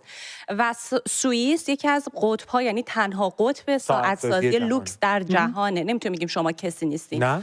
دوما اینکه ما بخوایم به این فکر کنیم چون ما شاهنامه قدمت فلان و فلان و فلان اینا داره کسی نباید بهش دست بزنه. نه من حرفی نزدم، حرف منو برنگرد. نه حرف من نمیگم، من میگم اینجوری که هیجان زدگی ما این هیجانی که همه رو گرفته انگار اینا منت سر ما گذاشتن. اثر ادبی بنده رو مال مملکت منو گذاشته. حالا نمیدونم اون مینیاتورا رو رفتن کشتنی از مینیاتورای قدیمی استفاده کرد. مینیاتور کشور منو، میناکاری کشور منو گذاشته. آفرین، دست درد نکنه، ولی تو داری سود میبری. به نظر من یعنی سودی که اون به فرهنگ و ادبیات ایران میرسونه تقریبا هیچیه. حالا من یه چیزی بگم. این نمادینه. فرهنگ ماست داره به ساعت سوئیسی هدیه میده. ساعت سوئیسی نمیاد. همونجوری که آنایت هم گفت توی وبسایتشون کامل در مورد این توضیح دادن. ولی جوری که ما داریم برخورد میکنیم انگار اونا دارن به شاهنامه اعتبار میدن. هرگز اینجوری نیست. اصلا اینطوری نیست. چرا دیگه اینجوری برخورد دو طرفه است من فکر میکنم. بچه‌م تو من حس میکنم توی حرفات داری میگی که ما قدمت فلان داریم، پس اینا اصلا یعنی چی که رفته مثلا تحقیق کرده؟ قدمت فلان نه یه لحظه صبر کن. هیچ سوئیسی، هیچ آلمانی، هیچ کانادایی، هیچ فرانسوی، هیچ عرب و عجم و هیچ کس دلش برای شاهنامه فردوسی نسوخته. حرف منو به تموم بکنم. ببین اگه شاهنامه مال من ایرانیه، من ایرانی وظیفه دارم که برم به همه جای دنیا بشناسونمش. گوش بده. اونا باید بیان یاد بگیرن. گوش بده. این همه چیز تو دنیا وجود داره. من برم کدومو یاد بگیرم؟ چه انتظاریه که تو اکی داری؟ من اینو دارم میگم. تو خود ایران چند درصد مثلا این کارو میکنن که ما انتظار از خارجی‌ها داشته باشیم؟ که وظیفه دارم برم فرهنگ و هنرم و اگه میخوام تو دنیا انقدر تو بوق و کرناش بکنم که همه بفهمن آقا من چه گنجی خوابیده پشتم. متوجه؟ این وظیفه منه که من فرهنگم رو به دنیا بشناسونم. نه که انتظار داشته باشیم یعنی چی یارو نمیدونسته که ما شاهنامه داریم. ببین حرفمو عوض نکن. من نگفتم یعنی چی. من دارم میگم وظیفه ماست بریم فرهنگمون رو بشناسیم، نه که بال بزنیم خوشحال بشیم که سیاه ساعت ساز سوئیسی رفته 4 تا دونه مینیاتور رو گذاشته. تو چی فکر نظر من اینه. من از این خارجی پسندی، از این فرنگی معابی بدم میاد. دست خودم نیست. من نمیتونم قبول بکنم هموطن من خوشحال بشه که شاهکار ادبش رو که از کشور من به دنیا هدیه داده شده چون رفت رو 4 تا ساعت همه خیلی دیگه خوشحال بشیم بریم سوئیسی رو مارچ کنیم. حالا نه به اون داغی داغ، نه به اون سردی سرد که بی‌منتش هم بکنی. همین بی‌منت کنی، از بالا به پایین نگاه کنی به قضیه. به نظر من اتفاقا برعکس، معذرت، بالا به پایین این نگاه بالا به پایینه. سوئیسی کیه که من از بالا نگاه کنه من برم قربونش برم شاهنامه مرمر بگو. به نظرم اونقدر مسئله بزرگی نیست واقعا. پس چرا داریم نماز حرف میزنیم؟ خب شما انتخاب کردید. آره زیاد کنی. ولی به نظر من خب به هر حال اون برند اونم یه اعتباری داره و اینکه این اونجا هست ما نمیریم سوئیسی رو مارچ کنیم ولی خوشحال میشیم به هر حال. همونطوری که وقتی که موزه های خیلی بزرگ دنیا میان یه قسمتی رو به ایران اختصاص میدن خوشحال نه واقعا خیلی تجاریه. خب تجاری باشه، با تجارت چه چپ نه من علی ببین نه ببین دیگه حالا دیگه لیبل چرا روزای دیگه نمیای؟ ببین اولا چپ و مپ و اینا شاهنامه فردوسی فکر نمی‌کنم اینقدر براش بال بزنه. نکته اول. نکته دومی که بس که به اینجا میرسه سعی کنیم رو هم دیگه لیبل نه. آره ولی خب من فکر میکنم حتی اگر یکی از داستان‌های شکسپیر هم به این شکل روی این برند ساعت میرفت، یه انگلیسی هم به همین میزان خوشحال میشد. به خدا اگه میشد، اگه حتی به نظر من اگه حتی تو برنامه‌شون حتی اگه یه چینی هم این اتفاق براش میافتاد، بازم به نظر من خوشحال. حالا واقعا خوشحال بودنش به قول نباید اون قد بگی واو مثلا ملت رو سر ما گذاشتن، نه اینجوری نباشه. ولی به نظر من هر کسی از هر فرهنگی که یه فرهنگ دیگه یا یه کارای لوکس، این کالای لوکسیه، میاد از اون فرهنگ یه تیکش رو انتخاب میکنه که معرفی کنه یا حالا به هر دلیلی اینا انجام میده، به نظر من خوشحال میشم. نه من ناراحت نمیشم، منتها از این ناراحت میشم.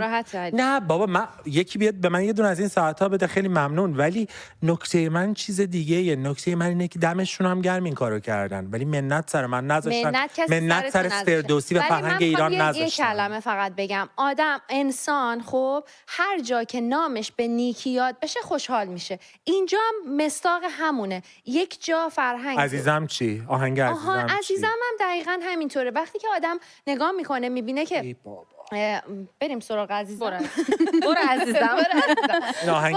آهنگ جدید اد شیرن که اومده اسمش عزیزمه، توی کورسش هم از عزیزم استفاده میکنه. خیلی ایرانی‌ها خیلی هاشون به وجد اومدن و خوشحالن. یکیش بغل این آهنگ نشسته. نه خب اون دلیل داره. ببین 250 بار تو یعنی اد شیرن خوشحال‌تری تا این اینا اونجا. من نگفتم خوشحالم، اینا راحتم. من فکر میکنم الان عذاب وجدان دارم که اینقدر میپرم تو حرفت. خانم محمودی رو اوکی ام با تو رو درواسی دارم. خانم محمودی به حسابت برسه. خدا نکنه. آخر سر خانم محمودی میره از اون ساعت‌ها میخره.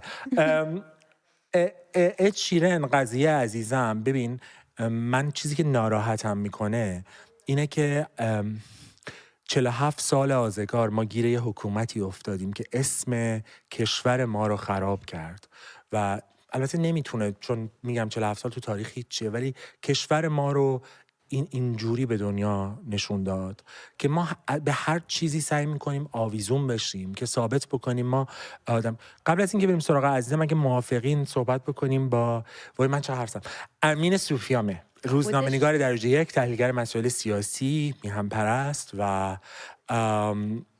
ببینیم که آقای صوفی‌آور، من نمیدونم چقدر شما گوش میکردید به این بحث بسیار داغ و هیجان انگیز ما. اول نظرتون رو در مورد این ساعت‌ها به من بگید و به نظر شما اهمیتش چیه که یک ساعت ساز لوکس سوئیسی رفته سراغ شاهنامه؟ منم نمیدونم چقدر شنیدید نظرم رو. درود بر شما و همیهنان گرامی. متاسفانه من دیر به شما پیوستم و بحث شما را از دست دادم. منتها من خودم به عنوان یکی از طرفداران ساعت‌های سوئیسی که البته به عنوان تفنن در مورد ساعت‌های سوئیسی میخونم، در مورد این ساعت هم خوندم قبل از اینکه به اصطلاح در رسانه‌های فارسی زبان معرفی بشن و واقعا دیدم از لحاظ تکنیک و زیبایی و هوش‌ربا هستن. تلفیقی از به اصطلاح ظرافت و صنعتکاری ساعتسازی سوئیسی و همچنین ظرافت‌های هنر ایرانی، این دو فوق‌العاده است. ببینیم با توجه به ارزش بالای این ساعت‌ها و به هر حال جزء کالاهای نفیس محسوب میشن، اینها کالاهای ماندگار هستن و کسانی که این ساعت‌ها رو میخرن به اصطلاح به عنوان نوعی سرمایه گذاری برای آینده بهش نگاه میکنن. بنابراین چندین نسل پایداره و اون پیامی رو که به هر حال الهام گرفته از هنر و شاهنامه هست میتونه این ماندگار باشه و به گسترش فرهنگ ایران کمک بکنه. من این کلام آخر شما رو شنیدم، البته که متاسفانه نام ایران با نام جمهوری اسلامی ترور و خشونت و تعصب گره خورده، ولی اینجا میبینیم که یکی از شخصیت‌های بنیادینی که روی این ساعت‌ها کار شده سیاوش یا سیاوش یا سیاوخش، به هر حال نماد جوانمردی، درستکاری، خردمندی و انسانیت که به هر حال مزین شده روی ساعت‌های سوئیسی و آقای سوفیا مرول، من اینجا یه سوال ازتون بپرسم. شما میگم تشریف نداشتین، ما داشتیم، من داشتم هرس میخوردم، بچه‌هام از دست من داشتن هرس میخوردن. هم سر این ساعت، هم سر ترانه‌ای که منتشر شد، حالا سرش صحبت خواهیم کرد. این هیجان اضافی، نمیدونم، من بهش میگم هیجان اضافی. من بهش میگم هیجان اضافی. انگار که این ساعت ساز سوئیسی سر فرهنگ و ادب مملکت من منت گذاشته و ما داریم بال میزنیم که آخ چون شاهنامه ما رفت روی این ساعت، در حالی که شاهنامه جایگاهش انقدر بزرگتره که اونا باید خوشحال باشن که از مینیاتور، از میناکاری ایرانی، از شاهنامه، از قصه های اسطوره‌ای ایران و ایرانی استفاده کردن. دیدگاه شما چیه؟ شما فکر میکنید گم شده ما مردم ایران که همش داریم سعی میکنیم به یه چیزی خودمون رو وصل بکنیم که بگیم بابا ملت من نمایندش خامنه‌ای نیست، شما فکر میکنید این از کجا میاد اگه بخوایم جامعه شناختی نگاش بکنیم؟ و نظرتون کلا در رابطه با همین این که بعضیا خوشحالن از این که نمادهای ملیشون و حالا فرهنگشون داره به روش‌های مختلف جاهای مختلف استفاده میشه و پروموت میشه چیه؟ ببینید در مورد بخش اول سخنان شما، ببینید درسته، من فکر کنم اتفاقا این جهان باید مفتخر باشه که فرهنگ و تمدن ایرانی به تمدن جهانی و بشریت به اصطلاح فضائل و خردمندی و آثار گرانبها و ماندگاری رو پیشکش کرده که بدون اونها تمدن بشری به اصطلاح تهیدستر از حالت کنونی بود.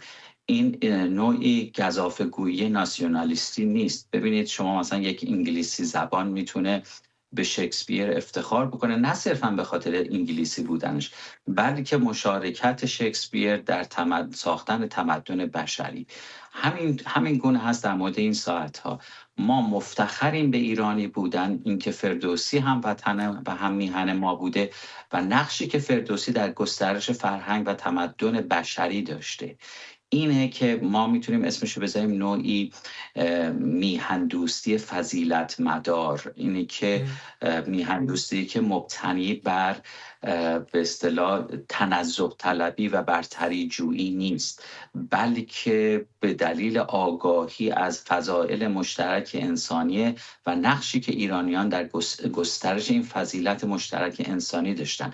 از این نظر به نظر من این ساعتساز سوئیسی باید به اصطلاح مفتخر باشه و البته این به عنوان انتقاد هم از خودمون انجام بدیم که چرا هنرمندان ایرانی، صنعتگران ایرانی این گونه نتونستن به هر حال پیوند بزنن کارهای خودشون رو با هنر ایرانی و اونها مبشران و بازنماینده دهندگان و یا نمایندگان به اصطلاح هنر ایرانی باشن. بله، خیلی ممنون از لطف شما آقای سوفیا مهر. خیلی ممنون که مهمان برنامه ما شدین و ما واقعا لذت بردیم از حرفاتون. ما با شما خداحافظی میکنیم. سپاس از شما. امیدوارم البته ایشون حرفای ما رو بشنون و 1 ساعت به عنوان هدیه به شما بدم که بهش افتخار کنیم. حتما من اگر از این ساعت‌ها گرفتم قول میدم یه هفته من الان ایمیل میزنم میگم به علی همدانی ساعت ندید. خوشحال نیست. من که خوشحالم ساعت بدین. نه خوشحاله نه مفتخره. من یه هفته دست من باشه، یه هفته از آقای سوفیامه به این ستا ندید. من اول بگم که آبی لاجوردیشو انتخاب میکنم. بچه خوش سلیقه هم هستین. خدا نگهدار. یه پک بفرستن. خب بریم سر عزیزم. نه ولی واقعا اگه مثلا اومد به من ساعت بده شما من زیرا منو میزنید. آف کورس. نه. آف کورس یعنی چی؟ آف کورس یعنی که بله. نه من نمیزنم ولی ازت میدزدم. نه. یه اصطلاح با کی اومدیم سیستم چون حداقل میرسه دستمون میدونین. یه اصطلاحی هست میگه دیگی که واسه من نجوشه. آره بقیه‌شو میدونی؟ واسه سر سگ بجوشه. بچه‌ها دیگه خیلی هم ندار نباشیم. بریم سر آهنگ عزیزم و دلیلی که من چرا اینقدر خوشحالم از انتشار این آهنگ. حالا قبل اینکه دلیلشو بگه، الان ایشون 1 هفته است اینو رو ریپیت گذاشته رو اسپاتیفای و یوتیوب در تمامی پلتفرم‌ها میخوام ویواش بره بالا. هرچی من میگم بابا ویواش نمیره با بالا. چند تا اکانت مختلف، با اکانت کاری، اکانت شخصی، الگوریتم درست کرده. ولی چرا من اینقدر خوشحالم؟ به خاطر اینکه خب من یه دختر 15 ساله دارم و این باعث شده دختر من توی مدرسه حرفی برای گفتن داشته باشه در خصوص فرهنگش ایران. و خیلی اومدن ازش سوال کردن که این مثلا عزیزم ایرانی یعنی چی؟ و این منو وقتی میاد برای من هر روز تعریف می‌کنه آره ما میرفتم تو مدرسه، بعد خب هم اد شیران دوست دارن، بچه‌های اون سنی، منم حالا اون سنی نیستم ولی این اد شیران دوست دارم. اما همین که باعث شده این فرهنگ، این کلمه، حتی یک کلمه و دختر من به عنوان یک ایرانی، چون اینجا توی مدرسه اول صبح یه چیزی دارن به اسم اسمبلی، اون موقع که ما سر صف وای میسادیم اینا مثلا جمع میشن اخبار روزو براشون میگن، حتی بعضی موقع از جنگ میگن فلان.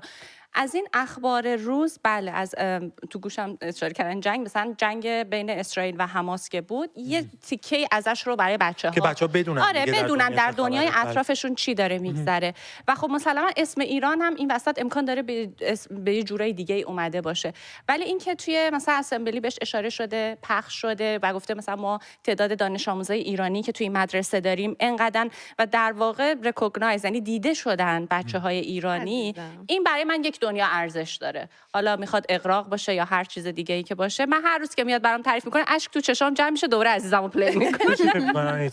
منم خب به هر حال از اینکه اولا فقط کلمه عزیزم نیست، اون آهنگسازی اصل مثل این که آهنگ اصلم زیرش هست، آهنگ داوود بهبودی هم میدونید که اون زیرش سر فارسیش حرف میزنه، اون هیجان انگیزه. اونش هیچی، این که اولا یه ریتم ایرانی زیرش، آهنگ اصل داوود بهبودی رو سری کردن. آره ایلیا که یک ایرانی به سوئد اگه اشتباه نکنم هم با اد شیران همکاری کرده، اینا همش خب خوشحال کننده است برای من ایرانی، به خاطر اینکه میگم اد شیران به عنوان یک کسی که خیلی همه جای دنیا معروفه اومده انتخاب کرده با یه آرتیست ایرانی کار کنه، اومده به خاطر همکاریش با اون اومده یه کلمه فارسی رو تو شعرش گذاشته و خب بعدش هم که اومد کلی راجع به ایرانی‌ها صحبت کرد و اینا، خب قطعا برای من خوشحال کننده. تو چی؟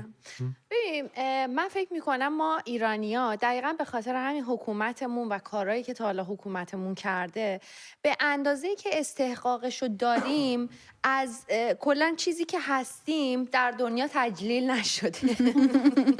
شما خودت بگذر. هممون ایرانیم، بزن بگیم دیگه. جمع خودیه. خودت بگذر. خودمون مردم ایران نشستیم. دروغ چرا؟ شما که پنهون نیست از خدا که چی شد؟ آره. خلاصه نه جدی میخوام بگم، ببین ما واقعا انقدر چیزای قشنگ و زیبا داریم، انقدر خیلی چیزایی داریم که برای ارائه دادن چیز زیاد داریم که خب مطمئنم اگه ارائهش داده میتونستیم ارائهش بدیم. منو هول لکه کابلی اتفاقا داده میتونستیم در آره خوشبندی به خاطر اینکه اگه میتونستیم درست ارائهش بدیم مطمئنم که کلی طرفدار پیدا می‌کرد. خیلی دوست داشتن، مثل همین ساعتی که همین الان سازندش تموم شد بحث پیدا کرده که رفته درستش کرده. همین یک کلمه عزیزم قبلا حبیبی مد بود، همینو می‌خواستم بگم، قبلا حبیبی مد بود، من خیلی خوشحالم الان عزیزم مد شد. نه ولی یه چیزی من به شما بگم، مثلا حبیبی در چه می‌دونم این واژه حبیبی یا حبیبتی ورژن زنانش یا واژه‌های اسپانیایی در ترانه‌های بین‌المللی خواننده‌های بین‌المللی هستن. من هیچ اماراتی رو میدونید ماشاءالله خیلی هم مغرورن، سراغ ندارم که اگه یکی بخونه حبیبی این بره بالبال وایستا خانم جان وایستا. نه به نظر من چون به دنیا وصلن یاد گرفتن اعتماد به نفس داشته باشن، چون میدونن که بدنام نیستن. من فکر میکنم ماها همش دنبال اینیم که به همه بریم ثابت کنیم آقا ما هم آدمیم، ما هم آدمای خوبی هستیم. اشکالی توی این من نه نیستش. منتهای مراتب من همیشه به هموطنان همیشه این رو میگم که نیازی به این شناخته شدن نداریم. خودمون اگر باشیم داریم شناخته علی، میشیم. امروز اومدی ساز نه مخالف. واقعا من خیلی این ببین کامنت ها چیه. بذار برم مردم چی میگن. نه مردم قطعا دارن من فوش میدن، هیچ نه، مسئله هم نه. نیستش، هر کس نظرشو داره، نظر هم محترمه، باید یاد بگیریم نظر هم حالا رو یه گوش چیزی کنیم. هم بگم، حالا من علی برم بعضی سراغ وقتا عزیزم. مخالفت اصلا میکنه که بحث بشه. آره خب این نقش رو میپذیره. هیچ اشکالی هم نداره. میگن وکیل شیطان. حالا آره دیویل ادوکیت. وکیل مدافع شیطان. آره، حالا ولی حالا خبر خوبش برای هموطنان اینه که بریم سراغ اونی که می‌خواستیم بگیم. کامنت بخونه. نه من یه چیز اضافه کنم در راستای حرف تو. ببین علی، به نظر من توی هر موقعیتی از تاریخ که هر فرهنگی وجود داره یه سری علت و معلول هست و این دوره ها باید گذرانده بشه تا اون جامعه به اون تکامل ما برسه. رسیده بودیم به اون تکامل. رسیده بودیم، الان نیستیم. الان 47 ساله و من میگم اگر که ما یه همچین ریاکشنی جامعه ایرانی به یه چیزی نشون میده، یه علتی داره و این معلولشه و لازمه این برهه زمانی هست که این اتفاق بیفته. آدم میسوزه و دیگه. آره منم دلم میسوزه، منم دلم میخواد مثل اون اماراتی زندگی بکنم، اما اولا که به قول آرزو ما چیز خیلی بیشتر از اماراتی‌ها داریم برای ارائه دادن به دنیا و با توجه به اینکه جمهوری اسلامی همه تلاشش رو میکنه که ما رو پایین بکشه، ما باز هم چیزهایی داریم که بیایم بالا و ما ایرانی ها بدون حمایت حکومتمون، بدون حمایت دولت مردانمون میایم بالا. من به این افتخار میکنم. خیلی دوست داشتم. خیلی رفتم رو منبر. بچه‌ها ولی حالا بریم سراغ عزیزم. میدونیم که این نسخه فارسی هم قرار منتشر بشه. ما یکم اینجا کارگاه‌بازی در آوردیم و یه چیزایی کشف کردیم براتون. چیزی که کشف کردیم اینه که 2 هفته قبل فکر میکنم کامبیز پسر خانم گوگوش یه تاثیر منتشر کردن از خودش و شاهماهی هنر ایران خانم گوگوش و گفتن به زودی یک خبرهای بسیار بسیار بسیار هیجان انگیزی در راه هستش. اشاره بیشتری نکردن، چه عکس قشنگی بود. از اون طرف اد شیران اومده گفته که با یکی از ستاره‌های، یعنی مهمترین ستاره زن موسیقی ایران، خب دیگه خوب میگفت اسمشو. اصلا نگفتم ما فهمیدیم. در نتیجه به قول خودمون در دنیای خبر این شائبه به وجود اومده که اون خواننده ستاره، تک ستاره واقعا یا شاهماهی هنر ایران در واقع خانم گوگوش هست که با اد شیران، حالا میان تکذیب میکنن آبرومون میره. اینا در واقع شایعه است دیگه، ما داریم حدس این گروهی میزنیم. که دیدیم اد شیران بود و با 2 ایرانی، یکیشون که آهنگسازش بود و یکی هم کارگردان موزیک ویدیوشون بود و باحاله. الان خوشحال شدم من. مثلا خانم گوگوش که آلبوم با پینک مارتینی داره میده بیرون، آدم حال میکنه. میدونید چی میگم؟ ولی شاهنامه رو ساعت آخه این فرق میکنه با اون. ببین میدونی نه، من متوجه حرف تو برای شاهنامه هم هستم که چی میگی. مثلا اد شیران اگه شاهنامه رو میخون من اینجا داشتم خودم میکشتم. ولی هنره دیگه، اون به یه شکلی هنره، این به یه شکلی هنره، میلیون ها نفر و من باور دارم که زبان هنر میفهمم و درک نه بابا تو از صبح با من داری. ولی بچه‌ها زبان هنر یه زبان بین‌المللیه که باعث میشه آدم‌ها از هر ملیتی کنار هم قرار بگیرن. همین ساعت، همین که میناکاری میشه، همین که چوگان یا همین آهنگ عزیزم، اینا باعث میشه که ما ملت‌ها بدون هیچ چه میگن اکت سیاسی به همدیگه وصل بشیم. حالا ما یه نفسی بکشیم، یه ذره پشت صحنه گیسای همدیگه رو بکشیم، ولی شما برین یه سری به سالومه بزنیم ببینیم که امروز برامون چی داره. چی بود تو به من گفتی الان؟ کدومه؟ با درود فراوان به شبکه ملی میهنی من و تو.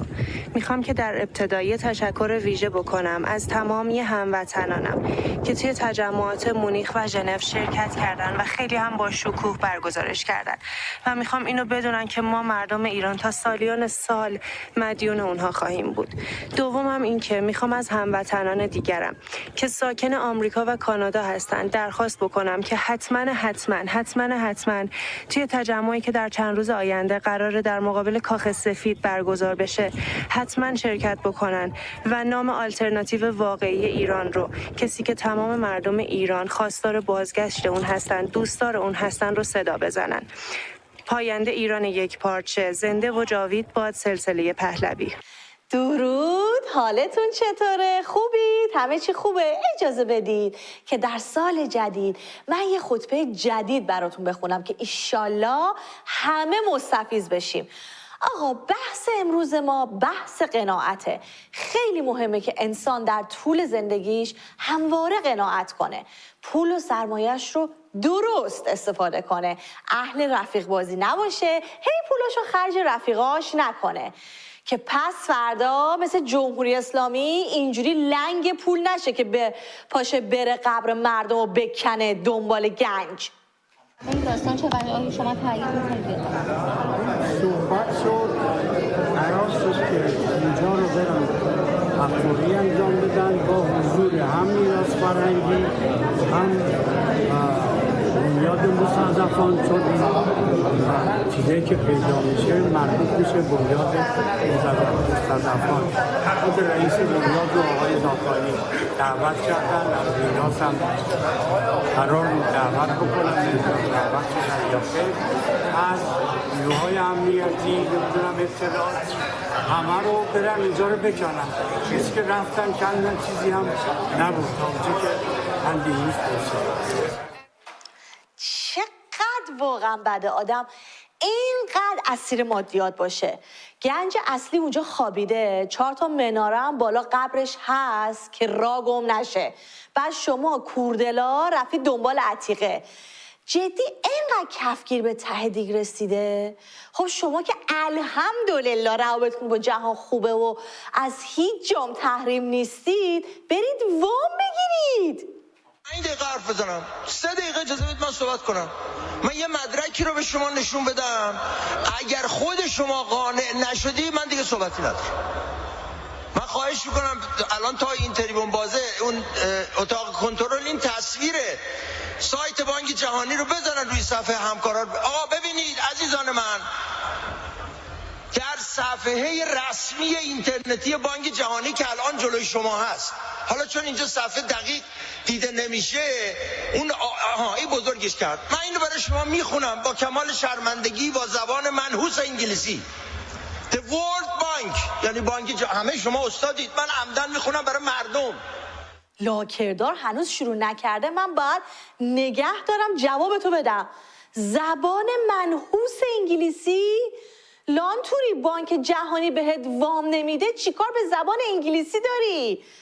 زبان مگه منحوس میشه؟ البته واسه شما شاید بشه، احتمالا خبر تحریما و نامه‌های تهدیدآمیز و اینجور چیزا با زبان انگلیسی میرسه دستتون، خاطره خوشی ندارید ازش. بعد من نفهمیدم، الباقی نماینده‌های مجلس رو گفتی استادن؟ یعنی تو اینو میخونی و ترجمه میکنی واسه مردم، بعد نماینده ها و مجلس واسه خودشون استادن و حالیشون میشه؟ اعتماد به نفس شما رو گاوداش آیلس میگرفت. The World Bank has not approved any lending to Iran since 2005. یعنی بانک جهانی از سال 2005 تا امروز هیچ وامی برای ما تصویب نکرده است. دوم میگه چی؟ World Bank is fully compliant with international sanctions on Iran. یعنی بانک جهانی کاملا با تحریم های جهانی علیه ایران هماهنگ است. چرا 660 میلیون دلار پول این ملت مفلوک بیچاره رو بخوایم بذاریم تو بانکی که والله به اسرائیل بیشتر از ما وام داده؟ ما اولین وامی که از بانک جهانی خواستیم در دوره دولت ملی مصدق بوده، اونم ندادن. 2 تا وام به ما دادن، یکی تو بخش فاضلاب، یکی هم الان اخیراً هم حالا ممکنه الان کمیسیون اقتصادی که میره بالا حرف بنده رو تکذیب کنه به خاطر یه پولی که گفتن در دوران کرونا میدن و ندادن و پیش خودشون نگه داشتن و گفتن هر چی ما میگیم برید از کجا بخرید. آقا چرا پولو باید بذاریم تو بانکی که صراحتاً میگه من با تحریم های جهانی علیه ایران متحدم؟ آره اصلا منطقی هم نیست بره آدم پولو بده اونجا واسه اینکه وام بگیره، بعد بانک جهانی هم بگه من وام رو در شرایطی میدم که معلوم شه کجا میخوای خرجش کنی و اصلا دیگه اون وام به درد میخوره، دیگه میشه تبدیل به بمب و اسلحه و پول نقدش کرد و فرستاد حزب الله و غزه و یمن؟ نمیشه دیگه، خیت میشه.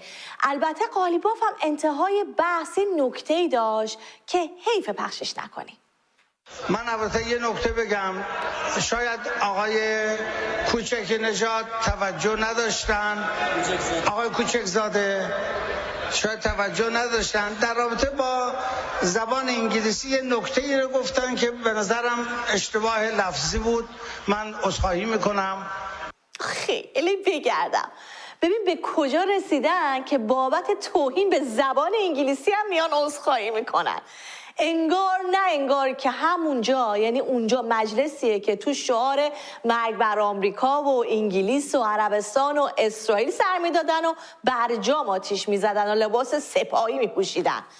وقتی میگیم جمهوری اسلامی فقط زبان زور حالیش میشه یعنی همین. ولی جدی چقدر واقعا این بانک جهانی بخیل و تنگ نظر و کوتاه فکر و بی همه چیزه. 2000 پول دست اینا نمیده برن خرج محور مقاومتشون بکنن. اصلا این فکر منو خراب کرد. یک ذره اهل دانش و شعور بودیم بانک جهانی میفهمید که اینا پولا رو که میگیرن میبرن غزه و لبنان خرج استعدادیابی میکنن، تالنت شو سپاه رو برگزار میکنن، استعدادهای درخشان در اقدامات تروریستی رو شناسایی میکنن. کما اینکه الان این سلامی گفته جبهه مقاومت هنوز تمام استعدادهای خودش رو به صحنه نیاورده. بله، پس چی فکر کردین؟ سید حسن آفتاب ندیده و سنوار فاضلابی دائم تو سوراخ و هنیه خیکی گنده 6 زنه و اینا تنها بخش کوچکی از استعدادهای جبهه مقاومت بودن. یکی دو تا دلغک و ژانگولر باز دیگه مونده که ایشالله همین روزا میرن پیش الباقی عوامل سیرک. ولی آقا از خطبه اصلیمون دور نشیم، باید قناعت رو همیشه سرلوحه کار قرار داد. باید همواره در برابر مشکلات، به خصوص مشکلات اقتصادی، مقاومت کرد و تحمل کرد و تاب آورد. تازه شما من نبینید که اینجا براتون خطبه از شکم سیری میخونم و شما میتونید جواب بدید و ویدیو بفرستید. ما مورد داریم 46 ساله که یه چیزی به اسم آخون یه عمر بالای منبر ور میزنه و نمیذاره هیچکی جوابشو بده. باید صبوری کرد. بله بعد از برنامه بی کرد. گوش بدید گوش بدید.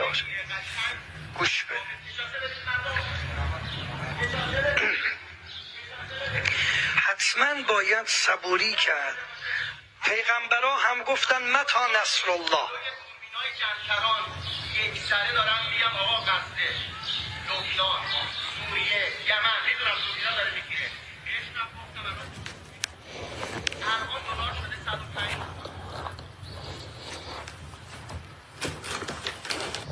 اگه میخوایم امام زمانمون رو یاری کنیم باید استقامت کنیم.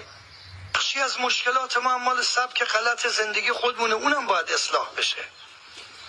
اما اون بخشی که مال فشارهای دشمنه باید فریاد بزنیم ما تحمل میکنیم. من و شما که پای منبر اینا نمیشینیم. اونی که رفته نشسته اونجا یا مذهبیه یا طرفدار حکومته یا هر دو ایناست. وقتی صدا از این دسته از آدمام سر این مسائل داره بلند میشه یعنی کفگیر واقعا به ته دیگ خورده. یعنی علی آقا مونده با حوزش. همین که امسال بد جوری داره بوی سقوط میاد. بگذاریم. در راستای این که من هر چند وقت یه بار یه کلیپی بهتون نشون میدم و میگم اینا میخوان به ما فرهنگ و سبک زندگی یاد بدن، این بارم براتون یه کلیپ دارم که قبلش خواهش میکنم اگه پای تلویزیون فرد زیر 18 سال، مرد مجرد بالای 25 سال، خانم متأهل زیر 40 سال، آهنالات، ضایعات، هر چی دارید گوشاشو بگیرید. نه ببخشید، چشاش هم بگیرید. ایشه نقل میکنه میگه پیغمبر کم امر کرد، گفتش که انتر از سال من. گفت خب خانم تو بچه شیر میری؟ گفت بله. گفت برو 5 بار به این مرد 40 سال شیر بده، محرمت میشه. نامحرمت میاد تو، حالا به چه مجوز دینی بد از سینه مادر؟ او وقت اینا هم سنی قبل هم شیعه میگه نباید بدوشه توی ظرف بخوره، باید مستقیم از سینه مادر شیر بخوره. حق این که بدوشه، اگر بدوشه محرمیت نمیاره، باید مرد بره مستقیم از سینه مادر شیر بخوره. اینجا هم میگه پیغمبر بهش گفت برو 5 بار به این مرد شیر بده، محرمت میشه، تو میشی مادرش. خب آخه من الان چی بگم؟ این چه راهکاریه تو یاد خلق الله میدی؟ فقط خانواده تو و امثال تو راضی میشن بگه نر خر گنده مثل خودتون برن 5 بار شیر بدن. فقط هم تو و امثال تو میرید این کارا رو میکنید و اصلا این چیزا رو میدونید. بعد اگه یارو 4 بار شیر خورد و بعد پیچید به بازی، اون وقت چی؟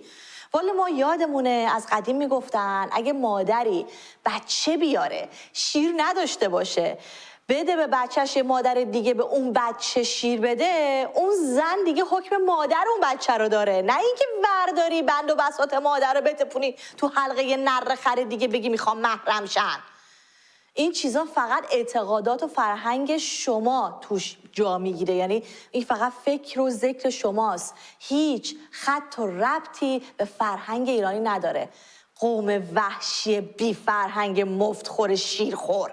منم عذرخواهی میکنم که اصلا این ویدیو رو نشون دادم، ولی شما این شماره رو یادداشت بفرمایید، توی گوشیتون سیو بکنید، هم از طریق واتساپ هم از طریق تلگرام میتونید ویدیوهای خودتون رو به دست من برسونید و این هم آیدی تلگرام برنامه است. ممنون میشم که روی ویدیوهاتون صحبت بکنید، زمان و مکان بگید و اگرم اولش بگید سلام سالومه من بسیار ممنون میشم. با ادامه من و تاها برمیگردیم. شما میدونید من چقدر دوستتون دارم و تا آزادی ایران اینجا همه چی در هم خواهد بود. بله در هم خواهد بود. اون آقایی که تو جماران برنامه‌اش رو قطع کردن خیلی من هرس خوردم که اون حرفا رو میزنن. یعنی مردم آب ندارن، دلار میگه امام زمان میاد ان شاءالله سختی بکشین. آره دیگه، خب از اون رهبر جمهوری اسلامی که مقاومت رو ترجیح میده به رفاه مردم، میگه چون امت من باید مقاومت بکنن، خب دیگه این نوچه هاش هم همین معنی حرفا رو خواهند زد. بچه‌ها یه مهمونی داریم که خیلی من خودم وقتی که باهاش حرف میزدم هیجان زده بودم که باهاش مصاحبه بکنیم. این دخترمون پدرش ایرانیه، مادرش ژاپنیه و ژاپن به دنیا اومده و تا 7 سالگی ژاپن بوده، ولی 7 سالگی میرن ایران زندگی میکنن و الان چند ساله که دوباره برگشتن به ژاپن.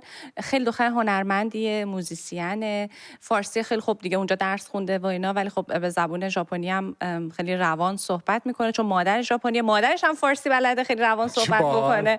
من ویدیوهاشو داشتم میدیدم، مثلا داشتن در مورد بهشت زهرای مثلا تهران با مادرش حرف میزنه، خیلی باحاله. یه چنل یوتیوبی داره. امروز مهمونمونه، ولی بریم یه تیکه، چون ولاگ درست میکنه توی چنل یوتیوبش، بریم یه تیکه از یکی از این ولاگاشو ببینیم. یه رفته توی یه رستوران خیلی جالب توی ژاپن که همون تصویری که همه ما معمولا اسم ژاپن میاد داریم، همه چی رباتیه. بریم اینو ببینیم و برگردیم باش مصاحبه میکنیم. اینجایی که میخوام بهتون معرفی کنم کافه دان آواتار ربات کافه که همونجوری که از اسمش مشخصه این کافه تم رباتی داره و اکثر خدمه هاش ربات هستن. اما نکته جالب ربات‌های این کافه اینه که آدم‌های واقعی پشت این ربات هستن و اونا رو دارن کنترل میکنن. همونجوری که میبینید وسط پیشونی این ربات‌ها دوربین هست و کسی که توی خونه نشسته و با لپتاپش به این ربات وصله داره شما رو میبینه و اون به عنوان خدمه اون رستوران میاد به ظاهر ربات باهاتون صحبت میکنه و شما رو راهنمایی میکنه. Which includes admission and one drink. It required for admission 1,500 yen per person. Okay? Okay. Thank you. 初めてのご来店ですか？初めてのご来店ですか？ همونجوری که از لهجه انگلیسی ربات مشخص بود، طرف ژاپنیه و از توی اسپیکر صداش داره میاد که توی خونشه و با لپتاپ داره این ربات رو کنترل میکنه. سر هر میزی یه ربات کوچولو هست که شما میتونید با اونا هم صحبت بشید و حتی بعضی از ربات‌ها یه کارت معرفی دارن که نشون میده کسی که داره اون پشت باهاتون صحبت میکنه کیه، چند سالشه و چهرهش چجوریه. این رستوران باعث شده که موقعیت شغلی برای افرادی که نمیتونن از خونه بیرون بزنن ایجاد بشه و حتی بعضی از این کارکنان روی ویلچر هستن و خیلی راحت توی خونهشون از طریق همین ربات‌ها به مشتری‌ها رسیدگی میکنن و مثل یک آدمی که میتونه راه بره دارن کار میکنن. سلام سایه جان، خیلی خوش اومدی به برنامه ما. مرسی، خوب هستی؟ خیلی ممنون. اشاره بکنم که ساعت 3 صبح هم هست. مرسی که این وقت از شبانه روز وقتتو در اختیار ما قرار دادی. قبل از اینکه برم سوال برنامه رو ازت بپرسم، اولین سوالم میخوام ازت بپرسم که قرمه سبزی یا سوشی؟ قرمه سبزی. الان دیگه فهمیدیم یه ایرانی اصله. ببین ولی سوشی قرمه سبزی چی؟ میخواستم همین رو بگم. قرمه سبزی. نه ولی آخه درست کردن. توی آمریکا من دیدم که سوشی برنج درست کرده بودن، بعد وسطش قرمه سبزی بود، سبزی پلو ماهی بود و از این حرفا. راستی به من تنها کلمه ژاپنی که اینجا استفاده کنم بفرمایید که از کوچینیوا، یعنی سلام. فوش نباشه. کنیچیوا. بیا خیالتون راحت. فوش نبود. نه یعنی سلام. اویا سومیناسای. 2 تا شد که. شب بخیر. شب بخیر. حالا ادامه بده. ببین چقدر ژاپنی خوبه. خیلی شیرینم فارسی صحبت میکنه. سایه جون خودت یه ذره از خودت برامون میگی، از کار خوانندگی که میکنی؟ من 23 سالمه و الان دارم توی سوشال مدیا فعالیت میکنم. خودم آهنگ مینویسم و آهنگایی که نوشتم و میفرستم برای پرودوسرم که توی ایرانه و با هم دیگه آهنگو درست میکنیم و توی اسپاتیفای و یوتیوب و بقیه پلتفرم‌ها پخش میکنیم به امید اینکه یکم بیشتر دیده شیم یا یه اسپانسر پیدا کنیم. چقدر جالب، چقدر جالب. به خیلی هم خوب. توی یوتیوب هم خیلی فعالیت میکنی و مادرت هم خیلی همراهی میکنه توی یوتیوب باهات. آره خیلی من ویدیویی که از مادرت میدیدم فارسی حرف زدنش، این که انقدر قشنگ و زیبا فرهنگ ایرانی رو بلد بود، بعد تازه یه جاش مثلا به ژاپنی ادامهش رو میداد به سایا، میگفت که تو برام هم ذوق زده که میشد، میگفت تو برای من تعریف بکن. خب از ولاگ هایی که برامون درست میکنی و توی چنل یوتیوبت منتشر میکنی، از اون ولاگ ها بگو چجوری انتخاب میکنی؟ چی میشه که اون ایده اون ویدیوها به ذهنت میرسه؟ راستش من اولش که ویدیو رو گذاشتم، اولین ویدیو که با مامانم داشتم راجع به فرهنگ‌های مختلف ژاپن و ایران حرف می‌زدم، اصلا قرار نبود که یوتیوب رو شروع کنم. در واقع همینجوری یه چیز تفریحی با مامانم رکورد کردم و تصمیم گرفتم بذارمش یوتیوب، چون یکم طولانی بود توی اینستا نمیتونستم بذارم. و وقتی دیدم همه استقبال کردن این که براشون جالب بود اینجور تفاوت‌های فرهنگی، دیگه تصمیم گرفتم یکم بیشتر فعالیت کنم اونجا و علاوه بر این که مقایسه کنم حالا جاهایی که میرم و نشونه بچه‌ها بدم که خیلی براشون جالب بوده تا الان و استقبال کردن. خیلی خیلی جالبه، حتما ویدیوهاشو بریم ببینیم. سایه جون تو از 7 سالگی برگشتی ایران زندگی کردی، بزرگ شدی، درس خوندی و بعد دوباره الان برگشتی به ژاپن. در واقع در 2 فرهنگ متفاوت که زمین تا آسمون این فرهنگ ها با هم فرق میکنن بزرگ شدی. اولین شوک فرهنگی که برگشتی به ژاپن، اون شوک فرهنگی برات چی بود؟ سوال جالبه. اولین شوک فرهنگی این قوانین و چهارچوب داشتن ژاپنیا بود برای من. اینکه سر کوچکترین موضوعها قوانین دارن واسه خودشون، حتما یه راهی هست که باید از این راه بری و در واقع میتونم بگم ژاپنیا نسبت به ایرانیا زیاد بیرون اون چهارچوب فکر نمی کنن، یعنی قشنگ قانونه و کاری که بهشون گفته شده رو انجام میدن. استقلال فکری زیاد ندارن ژاپنیا. حالا یه چایی بخورن بعد فکر کنن ببینن چی کار کنن نیست، نه؟ اصلا همچین چیزی نیست. آنیتا جون تو سوالی؟ آره یه سوالی که دارم اینه که حالا میدونم که شما تا 7 سالگی بیشتر ژاپن نبودیم، ولی چقدر تفاوت هست بین سیستم آموزشی و مدرسه ژاپنیا و اون چیزی که تو ایران تجربه کردیم؟ والا سیستم آموزشی که من مدرسه یه نصف سال بیشتر نتونستم برم، اما بیشترین تفاوتی که داره توی تمیزیه.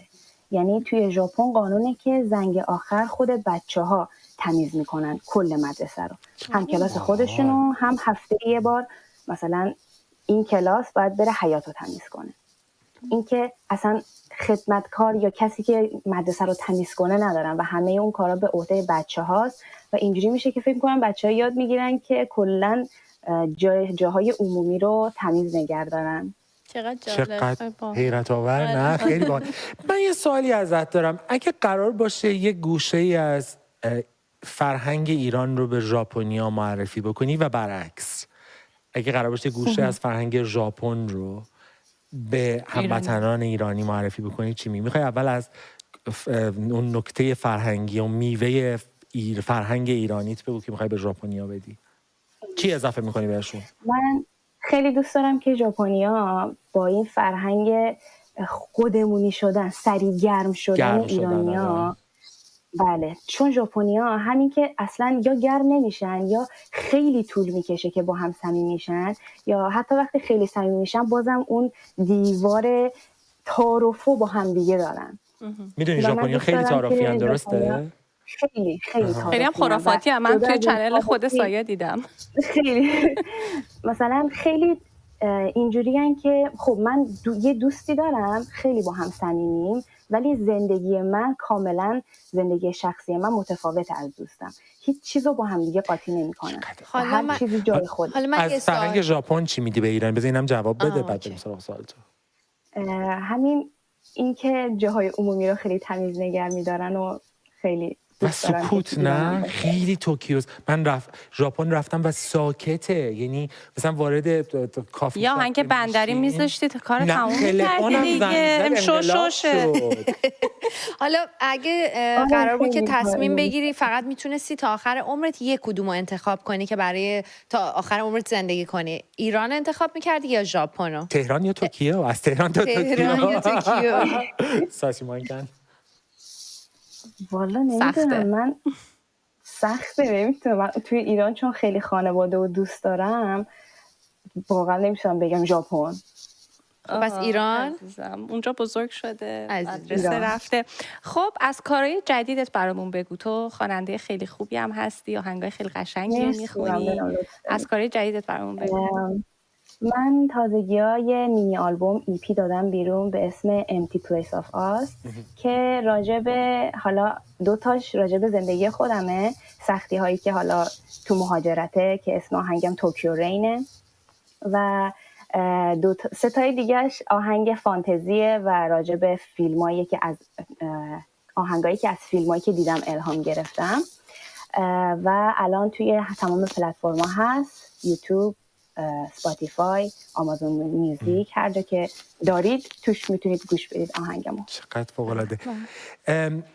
از فصل شکوفه‌های گیلاس در توکیو که الان وقت شکوفه است، درسته؟ یعنی همه اون کشور پر از شکوفه است. متاسفانه الان توی ژاپن انقدر هوا بده، انقدر هی سرد میشه، بارون میاد، شکوفه‌ها دیگه به قشنگی پارسال نیست. ولی خب زدیم شکوفه. ولی حالا من می‌خوام یه سوال من ژاپن الان کنسل کن، سال دیگه میری. آره. فایا جون، کار خودت چیه؟ حالا جدای از این که توی فضاهای اجتماعی، شبکه‌های اجتماعی فعال هستی، خوانندگی دوست داری، علاقه داری و انجامش هم میدی، کار شخصی خودت چیه؟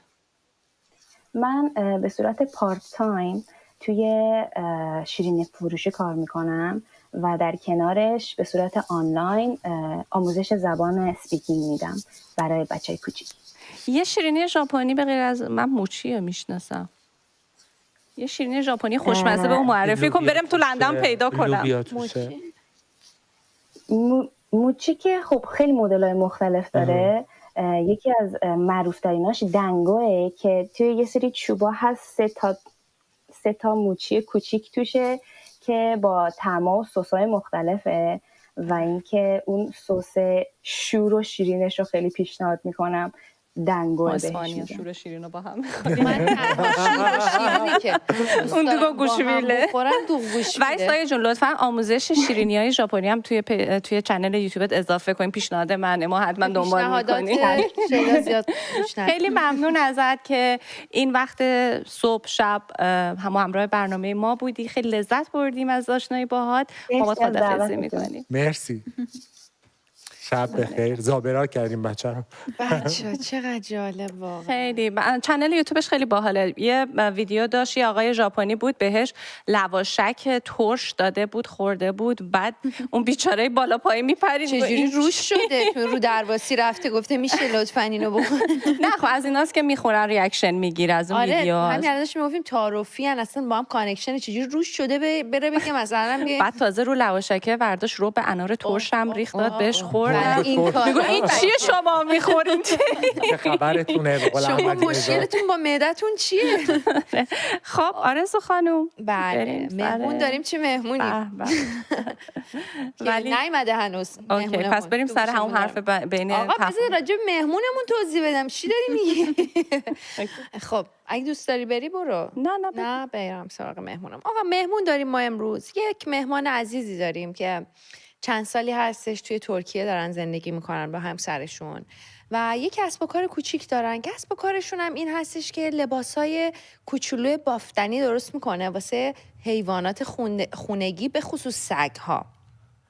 و این کاری که انجام میده اینه که این هم آموزش میده هم بافتنی میکنه و اگه کسی بخواد میتونن مثلا سفارش بدن واسه حالا هر سایزی که سایز حیوان خانگی که دارن میتونن هر مدلی که بخوان هر رنگی که بخوان میتونن سفارش بدن و این خانم یا واسه شون ببافه. این مثلا این الان نمونه کار هنرجوشون هستش روش هم نوشته. بیشتر میگم کار آموزش انجام میدن. صفحه یوتیوب دارن و من ازشون درخواست کردم که امروز مهمون ما باشن به خاطر اینکه داستانشون رو وقتی شنیدم به نظرم خیلی جالب بود و دلم هم نمیخواد خودم بگم. دوست دارم منتظر بمونیم خودشون بیان بگن. ولی میدونی مثلا دختر من از اینا نمیپوشه. من یه سگ کوچولو دارم دوست نداره لباس. یعنی کلا لباس نمیپوشه. کلا لباس نمیپوشه. براش قدم لباس خوشگل. من دیدم این چند دفعه پوشیده. به زور یه عکس ازش بگیرم چیز کنم ولی مثل خودت بدقلقه. آره تقریبا.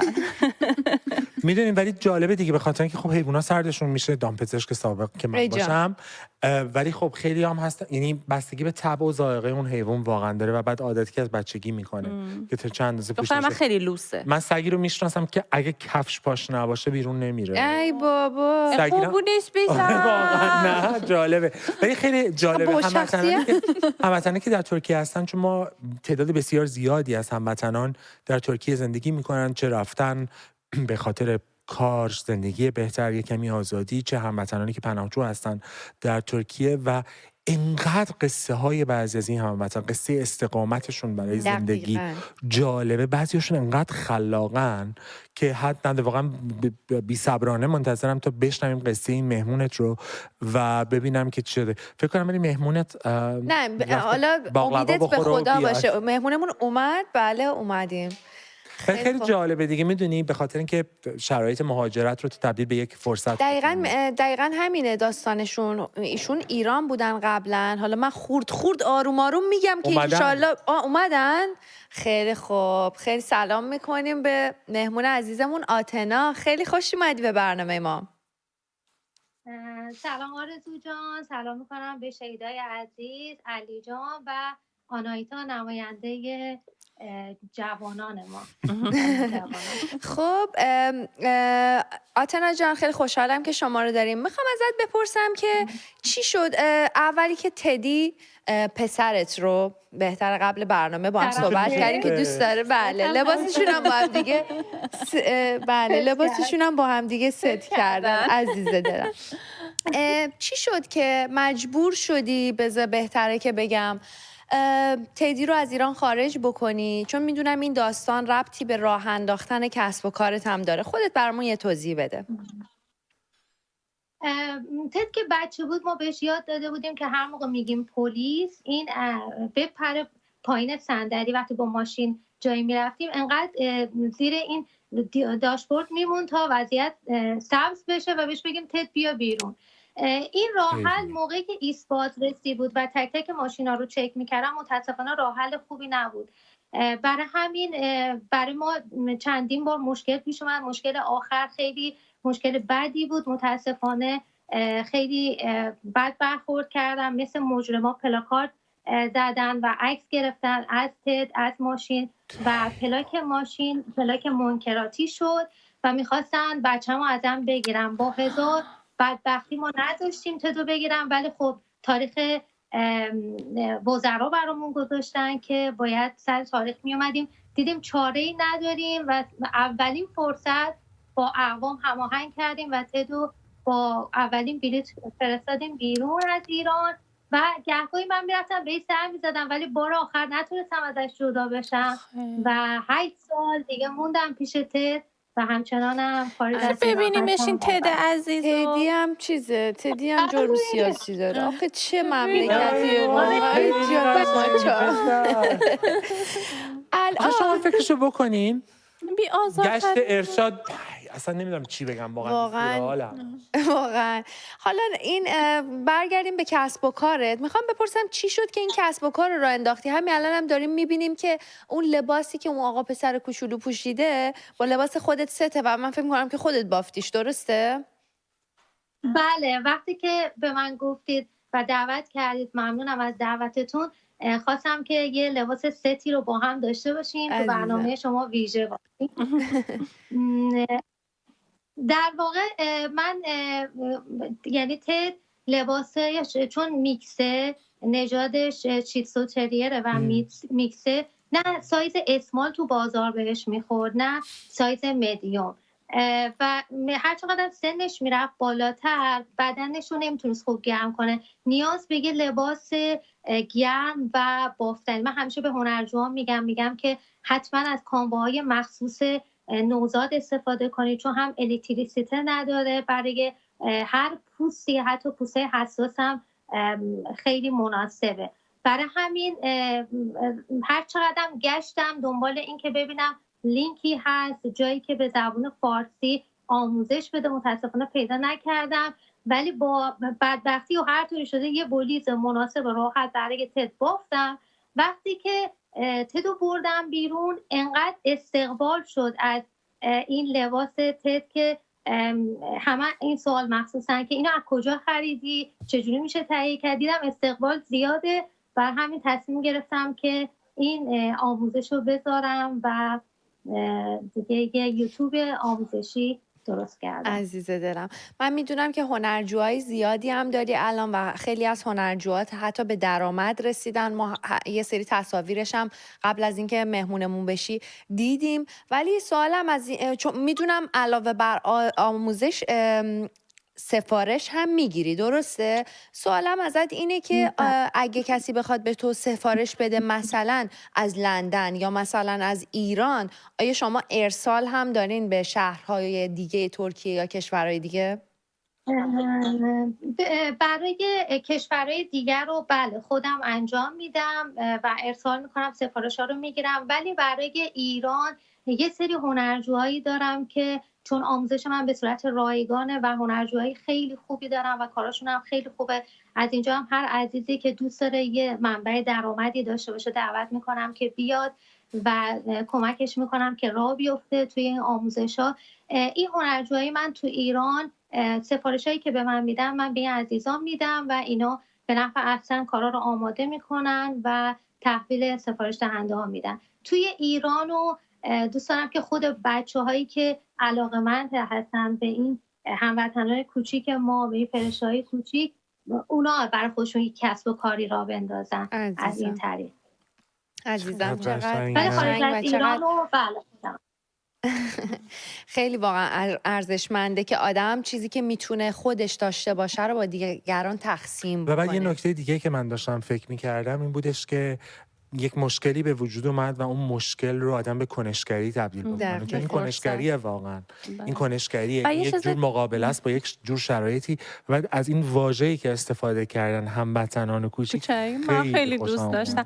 و من یه چیز دیگه که دوست داشتم به شما بگم، حس مسئولیت پذیری شما در قبال تدی عزیز که حالا به سرپرستی قبولش کرده بودین و ولی رهاش نکردین و کنارش موندین. مسلما این تصمیم راحتی نبود، ولی خب ما مسئولیت داریم در قبال این موجودات کوچولویی که وارد میاریم توی زندگیمون. دقیقاً. و خیلی‌ها هستن که وقتی میبینن شرایط نگهداری نداره همجور رها میکنن توی خیابون و این بچه‌ها نمیتونن توی خیابون زندگی بکنن. من می‌خواستم به شما بگم دمتون گرم که تدیو تنها نذاشتین و من مطمئنم که مهاجرت حقیقت خیلی کار سختیه، ولی خب شما به خاطر اینکه کنار تدی باشین کار انجام بدید. قصه فوق‌العاده. یه بار دیگه برای آخرین بار تدی رو به ما نشون بدید. من هنوز یه سوال داشتم. آره نه سوالتو بپرس. ولی تدی همینجوری که اون بالا سوالم بپرسم. سوال میخوام ازت بپرسم آتنا جان، شما آینده کاری تو چطوری میبینی؟ میخوای بیشتر تمرکز بکنی روی همین آموزش دادن یا بیشتر میخوای سفارش بگیری؟ دوست داری تولیدی بزنی؟ خودت بگو دوست داری آینده چه اتفاقی بیفته؟ من البته که دوست دارم بیشتر آموزش بدم ولی خب خیلی هم دوست دارم که یه منبع درآمدی باشه، یه خود اشتغالی باشه، هم یه فرهنگ سازی باشه برای عزیزانی که دقیقاً چیزی که شیدای عزیز گفت که فرهنگ سازی بشه، یه مقدار مسئولیت پذیر باشن عزیزان و خودشون هم بتونن منبع درآمدی داشته باشن، هم بتونن، چون آموزش‌های من به صورت رایگانه و خیلی راحت میتونن بیان یاد بگیرن و خودشون تولید کنن. ولی در آینده حتما دوست دارم که برندمو ثبت کنم و به امید خدا چرا که نه شاید یه خط تولیدی توی ایران خودمون راه اندازی کنیم. این دفعه دیگه اسمشو تد میذارم چون واقعا تد برای هر کسی یه فرشته کوچیک که تو زندگیش داشته باشه درک میکنه که واقعا چقدر این موجودات عزیز هستن. و یه چیز دیگه هم اگر یه فرصت کوتاهی دارم، تشکر ویژه دارم از فرهنگسازی من و تو. اون موقعی که من تدو داشتم خیلی شرایط فرق می‌کرد. الان چیزایی که میشنوم در مورد رفتار هموطنانمون نسبت به این فرشته‌های کوچولو، نسبت به هموطنان کوچیکی که تو زندگی‌های تک تک ما یه انگیزه‌های بزرگی دارن، بار مسئولیتش بیشتر رو دوش من و تو بوده. من و تو فرهنگسازی کرده و واقعا ممنونم. من به نماینده مامانای و مسئولین این و هموطنان کوچیک واقعا سپاسگزارم از تک تکتون. بچه با ما میگن. مرسی آتنای عزیز، ممنونم از شما. از طرف همه ما پسرتون رو ببوسین. آره مواظبش باشین. حتما. خدا نگهدار. خیلی خوشحالم، ممنونم از دعوتتون. مرسی از شما. هر دو مادر و پسر که مهمونمون بودن. واقعا چه خوب بود که برنامه‌مون رو با یه همچین مهمون خوبی به پایان، یعنی این قسمت از هاب. آناهیتا مرسی که این هفته هم همراه ما شدی. هر هفته بیا اینجا که ما اصولا دعوا نمی‌کنیم. امیدوارم بهش خوش گذشته باشه. در با تخمه نشسته بود. ما همیشه اینجوری نیستیم ولی خب دیگه حالا بعضی موقع دستمون در میره. مرسی از همه شما بچه‌ها، مرسی از شما که همراه ما بودین. این قسمت از برنامه هاب تموم شد، اما اون طرف امید و علی حمید عزیز منتظر شما هستن که باهاشون تماس بگیرید. رفقا با درود، امیدوارم خوب باشید و تندرست.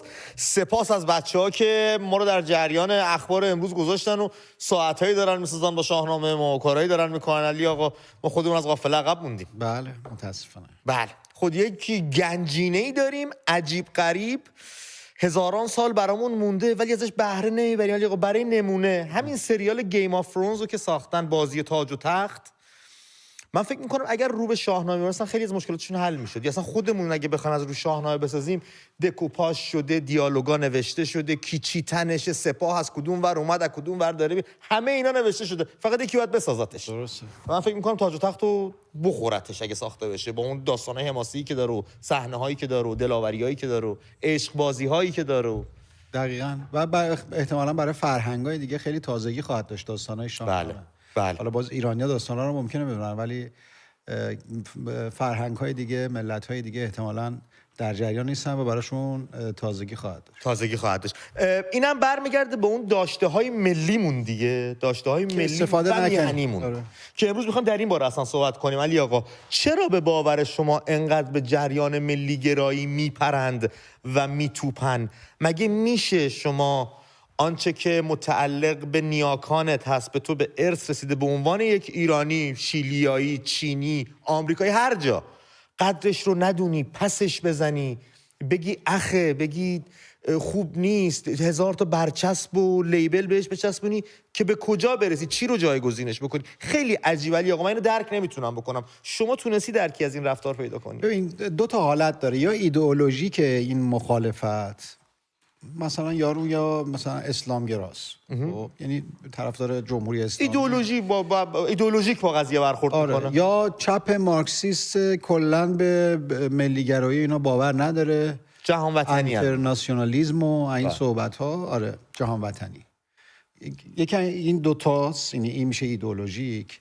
و یا سیاسیه، فرصت طلبانه سیاسی. در واقع ملیگرایی رو تنها گزینه مقابلشون میدونن برای فرصت طلبی، کاسبی یا هر چیزی. این گفتمان ملیگرایی رو یه سنگی سر راه خودشون میدونن یا مزاحم افکارشون میدونن؟ افکاری ندارن، افکارشون اینه که چجوری جیبشون رو پر کنن، چجوری همین تفکر دیگه. آره دیگه. و اینو مزاحم میبینن. یعنی تو دو دسته داره، یا ایدئولوژیک میبینن یا به لحاظ چیز نفع شخصی، مانع اون نفع شخصیشونه. این دو حالت هم واقعا خارج نیست.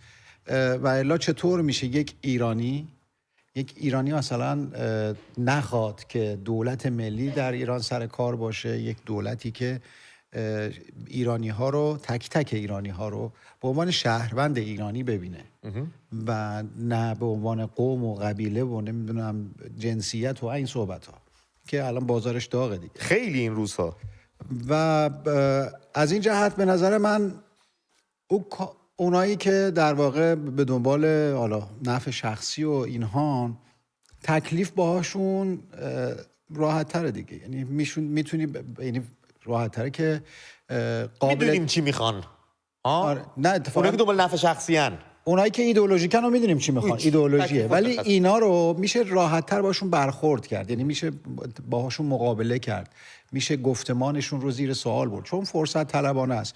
اونی که به هر حال باور ایدئولوژیک داره هیچ تو سرش نمیره، یا رو 60 سال کمونیست مارکسیسته، عوض هم نمیشه. ولی این فرصت طلبه اگه فرصت در واقع نفع کردنش اینور باشه میاد اینور و راه تقابل باش وجود داره دیگه. من خیلی دوست دارم بدونم رفقایی که با جریان ملیگرایی و میهندوستی مشکل دارن چه جایگزینی براش در سر دارن. یعنی ما میگیم خیلی خب داشتامون رو بذاریم کنار، هرچی فرهنگ، تمدن، اون چیزی که خودمون پالایش کردیم در درازای قرنها امروز بهش رسیدیم، میتونیمش برای همه اینها رو بذاریم کنار که چی جایگزینش بکنیم. شما فردوسی رو با چی میخوای جایگزین کنی؟ کوروش بزرگ رو با چی میخوای جایگزین بکنی؟ خدماتی که شاهان در کشور به مردم دادن و آبادانی که راه انداختن با چی میخوای جایگزین کنی؟ به کدوم جریان ملیگرایی آقا یه عقبه‌ای داره، یه پیشینه‌ای داره، مشخصه از کجا خواستگاهش کجاست، چهره‌هاش مشخصن، اثرگذاریش در جامعه مشخصه، اینکه ایران و ایرانی رو به کجا برده مشخصه، تجربهش هستش و یک مسیر نیمه کارمون که میشه هرگاه با یه دولت ملی میهنی ادامه داد اون مسیر رو، ولی جایگزینش اصلا نمیشه لمسش کرد. هیچ چیزی نیست، هیچ عقبه‌ای نداره، هیچ پشتوانه‌ای نداره. یه سری سر و صداها هستش که نمیدونی کدوم ورین، از کجا دارن میان، خواستگاهشون چی، خواستشون چیه، ملیگرایی رو با چی میخوان جایگزین کنن. این نامشخصه. اونی که ایدئولوژی داره با ایدئولوژی دیگه. الان 46 سال جمهوری اسلامی ملیگرایی رو الان خودشون هم که همه آواره این ور اون ور شدن با ایدئولوژی که داشتن. نه کار ندارم. اونی که ایدئولوژی داره ایدئولوژیشو میخواد سر کار بیاره و اساساً به هیچ گفتمان ملی باور نداره، اونو نمیتونی کاریش کنی. ولی اونی که در واقع نفع شخصیش به خطر میفته، اون نمیاد بگه من با شاهان مخالفم، نمیگه من با فردوسی مخالفم، حرفش که این نیست. اون در واقع وارد بازی مقابله با در واقع پهلوی شده. اون خودش رو در پهلوی ستیزی تعریف میکنه فقط. و چون الان نام پهلوی با ملیگرایی در واقع در هم آمیخته، شما نمیتونی الان جدا کنی. بله. و اونهایی که در واقع مشکل آدمایی هستند که به هر حال تازه خودشون رو پیدا کردن، کار سیاسی میکنن مثلا و اینها، در واقع در تقابل با پهلوی، در تقابل با ملیگرایی با پهلوی هم مقابله میکنن. مشکلشون فردوسی و شاهنامه اینا نیست، حداقل علنی نمیگن، ندارن هم احتمالاً واقعا. ولی خب چون با نام پهلوی مشکل دارن و پهلوی همه این عقبه‌ای که میگی، این گذشته رو در بر میگیره، اون دیگه نمایندگی میکنه. بله. دیگه برای همین در واقع با اون مخالفت میکنن. وقتی به پهلوی حمله میکنن در واقع به اون ملیگرایی دارن حمله میکنن.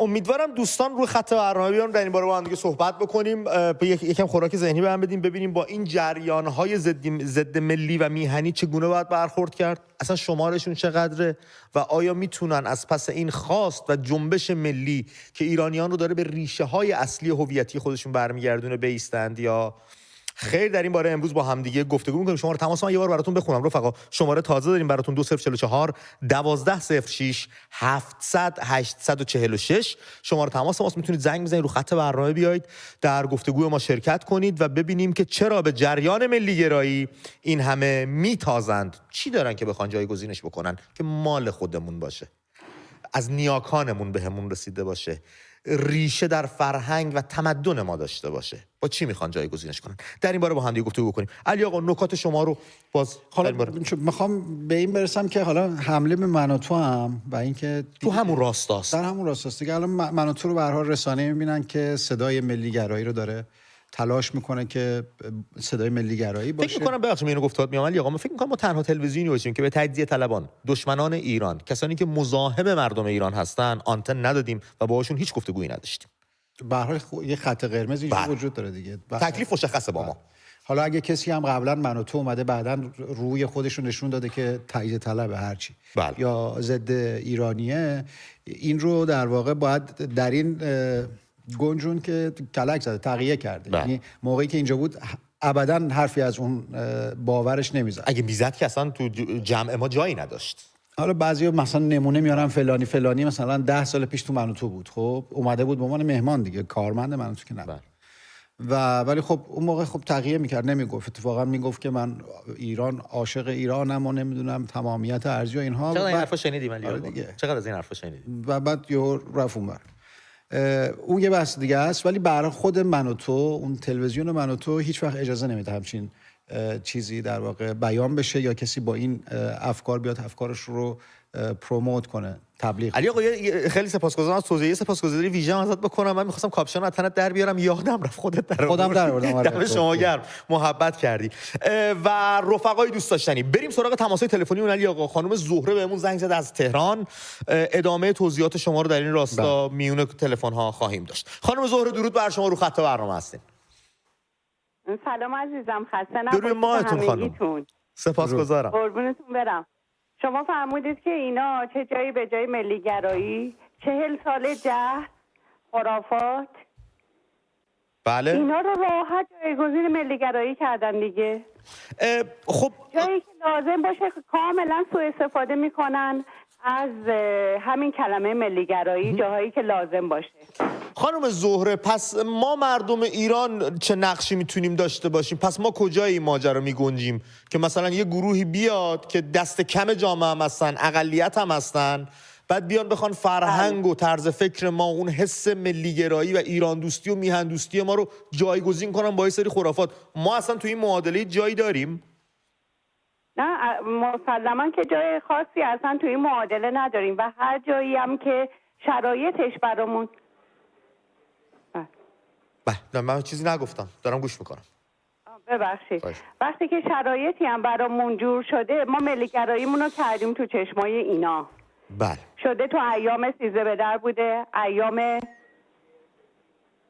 بله ببخشید صداتون نداشتم. من دارم گوش میکنم خانم، شما که صحبت میکنید من چیزی نمیگم. بله ببخشید. خواهش میکنم. بله ما کاری که از دستمون تونسته بر بیاد که جلوی اینا وایسیم، تو ایام 13 به در بوده، تو ایام جمعای دوره همی بوده، اینا بوده ما تونستیم. ملت به اینا حالی کردن که ما با این جهل و خرافات اصلا هیچ میونه ای نداریم. چیزی که برای ما مهمه همین ملیگرایی ماست. اینا هم تو جمعایی که داشتیم، خودتون که توی گزارشگرایی که براتون گزارش میفرستن خب مسلما دیدید و اینا خوب میدونن که ملت از اون جهل و بیسوادی و این چیزایی که این خرافاتی که اینا کردن تو مخشون کاملا ممکنه چندین سال پیش شاید یه باورایی داشتن، ولی الان کاملا دیگه از بین رفته و اینو با عملشون توی جمعای گروهی، توی جاهایی که فرصت پیش میاد اینو نشون میدن. بله، خیلی سپاسگزارم از توضیحاتتون خانم زهره. اگر اجازه بدید من از شما جدا بشم، با صابر صحبت بکنم از تهران بهمون زنگ زده. صابر جان درود بر تو، رو خط برنامه هستی. سلام عزیزان. به روی ماهت صابر جان. سلام، درود بر شما و مهمان عزیزتون. درود به روی ماهت، در خدمتیم. شما درباره موضوع چپ‌ها بود صحبت کردیم؟ نه خیر، چپ‌ها که اصلا موضوع خاصی نیست، یه سری آدم پریش احوال هستن. ما داریم راجع به ملی‌گرایی صحبت می‌کنیم و اینکه چرا اینقدر به این جریان تاخته میشه، چرا اینقدر دشمن داره این جریان ملی‌گرایی. مگه جایگزین بهتری براش سراغ دارن؟ یا هیچ گونه جایگزینی ندارن، اصلا ملی‌گرا نیستن اینا. چون ملی‌گرا نیستن، کیا نیستن ملی‌گرا جناب صابر؟ کسانی که رویه دیگری دارن برای خودشون، نه ایران رو میشناسن، نه فرهنگ ایرانو، نه شاعران ایرانو، نه تاریخ ایرانو، نه کهن ایرانو، اصلا بیخبون عربن. بله، خیلی ممنونم از نظراتی که با ما در میون گذاشتی، ولی خب بحثمون یه چیز دیگه است. ما نمیخوایم دسته‌بندی کنیم ببینیم کیا ملی‌گرا هستن کیا ملی‌گرا نیستن. پرسش اینه که چرا اینقدر به این جریان ملی‌گرایی تاخته میشه و چرا اینقدر سیبل شده از جناح‌های گوناگون.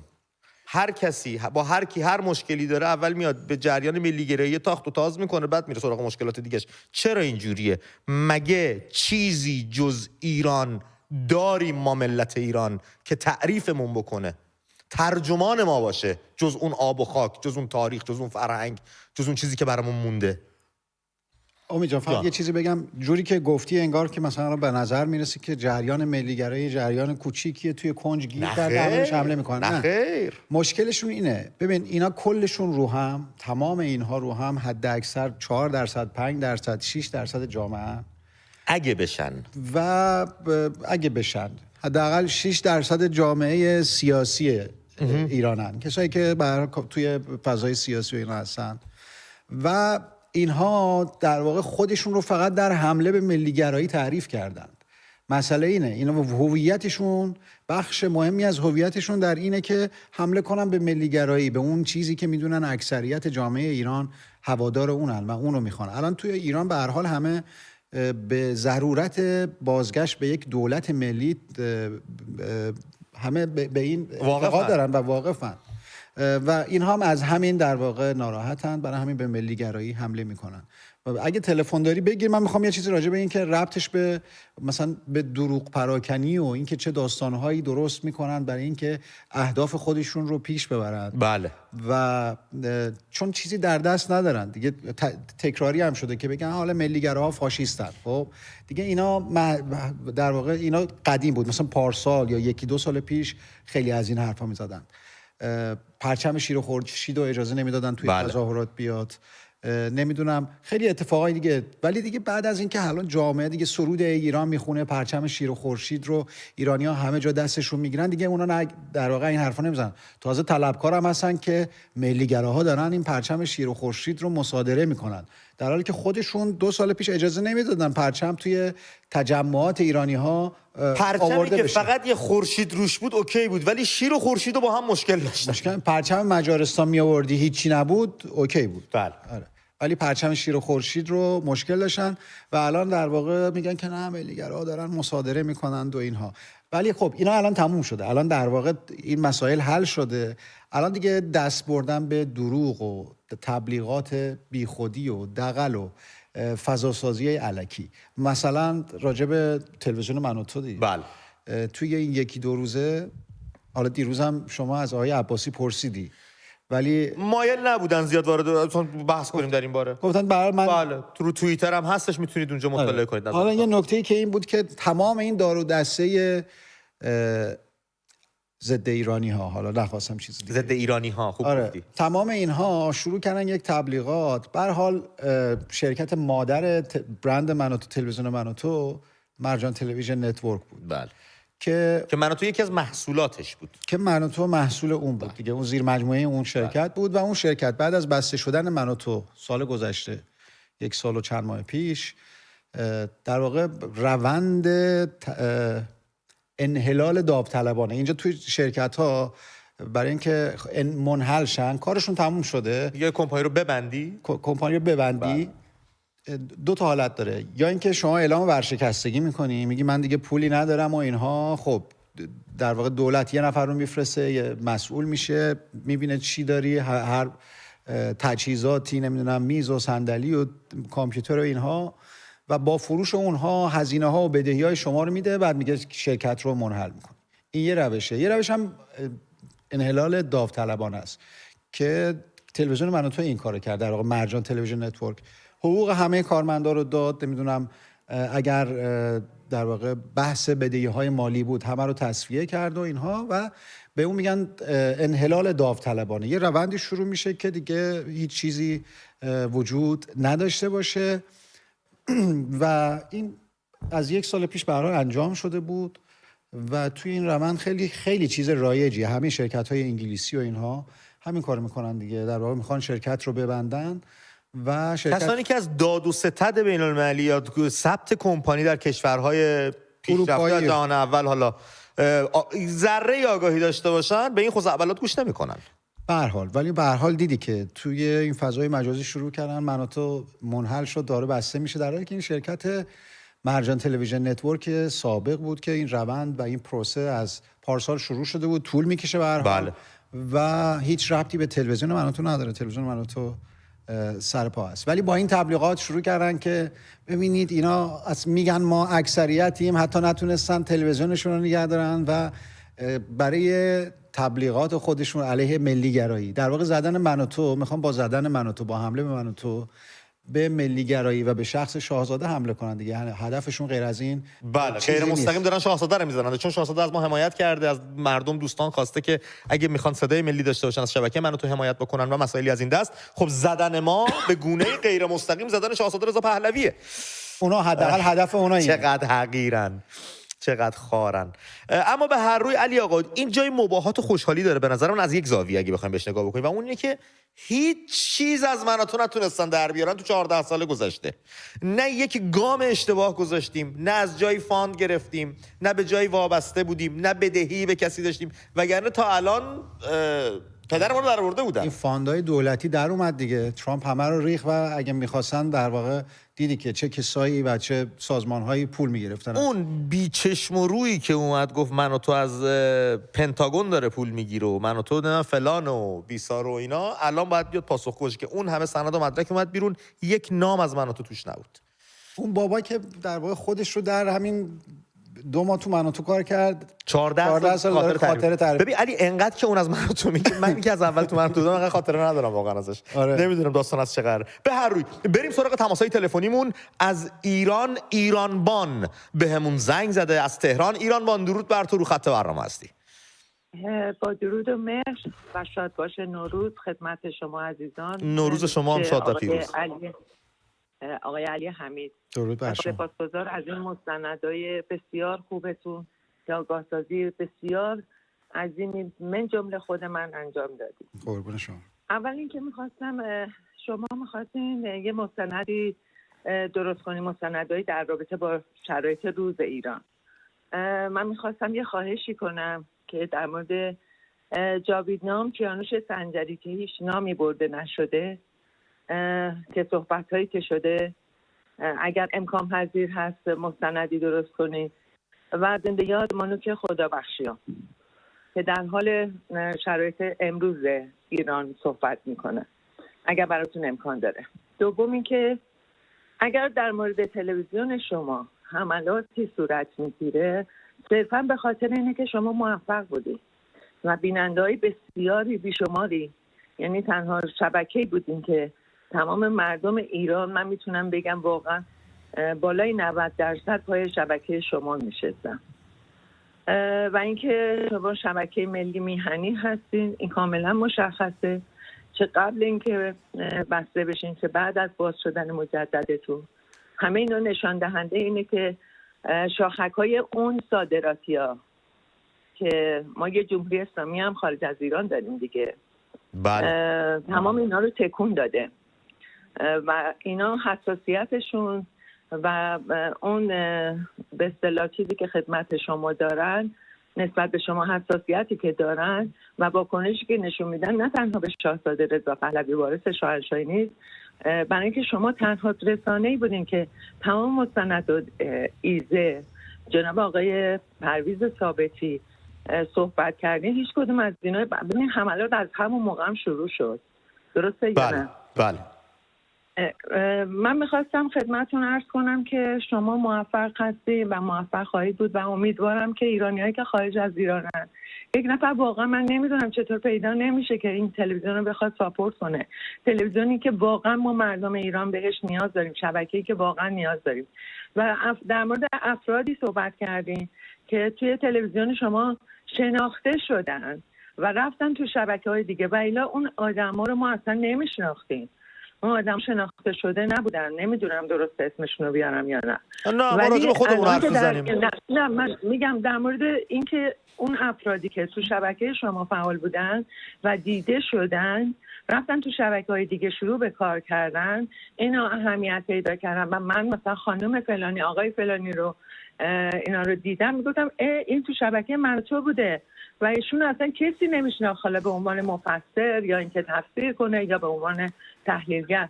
بعد یه مورد دیگه برای من خیلی خنده داره، اینه که کی میاد شبکه‌ای که شما در مورد تمام مستندات، یعنی همینجوری صحبت نمی‌کنین، مستند دارین صحبت می‌کنین، شما تهدید جانی نمیشین.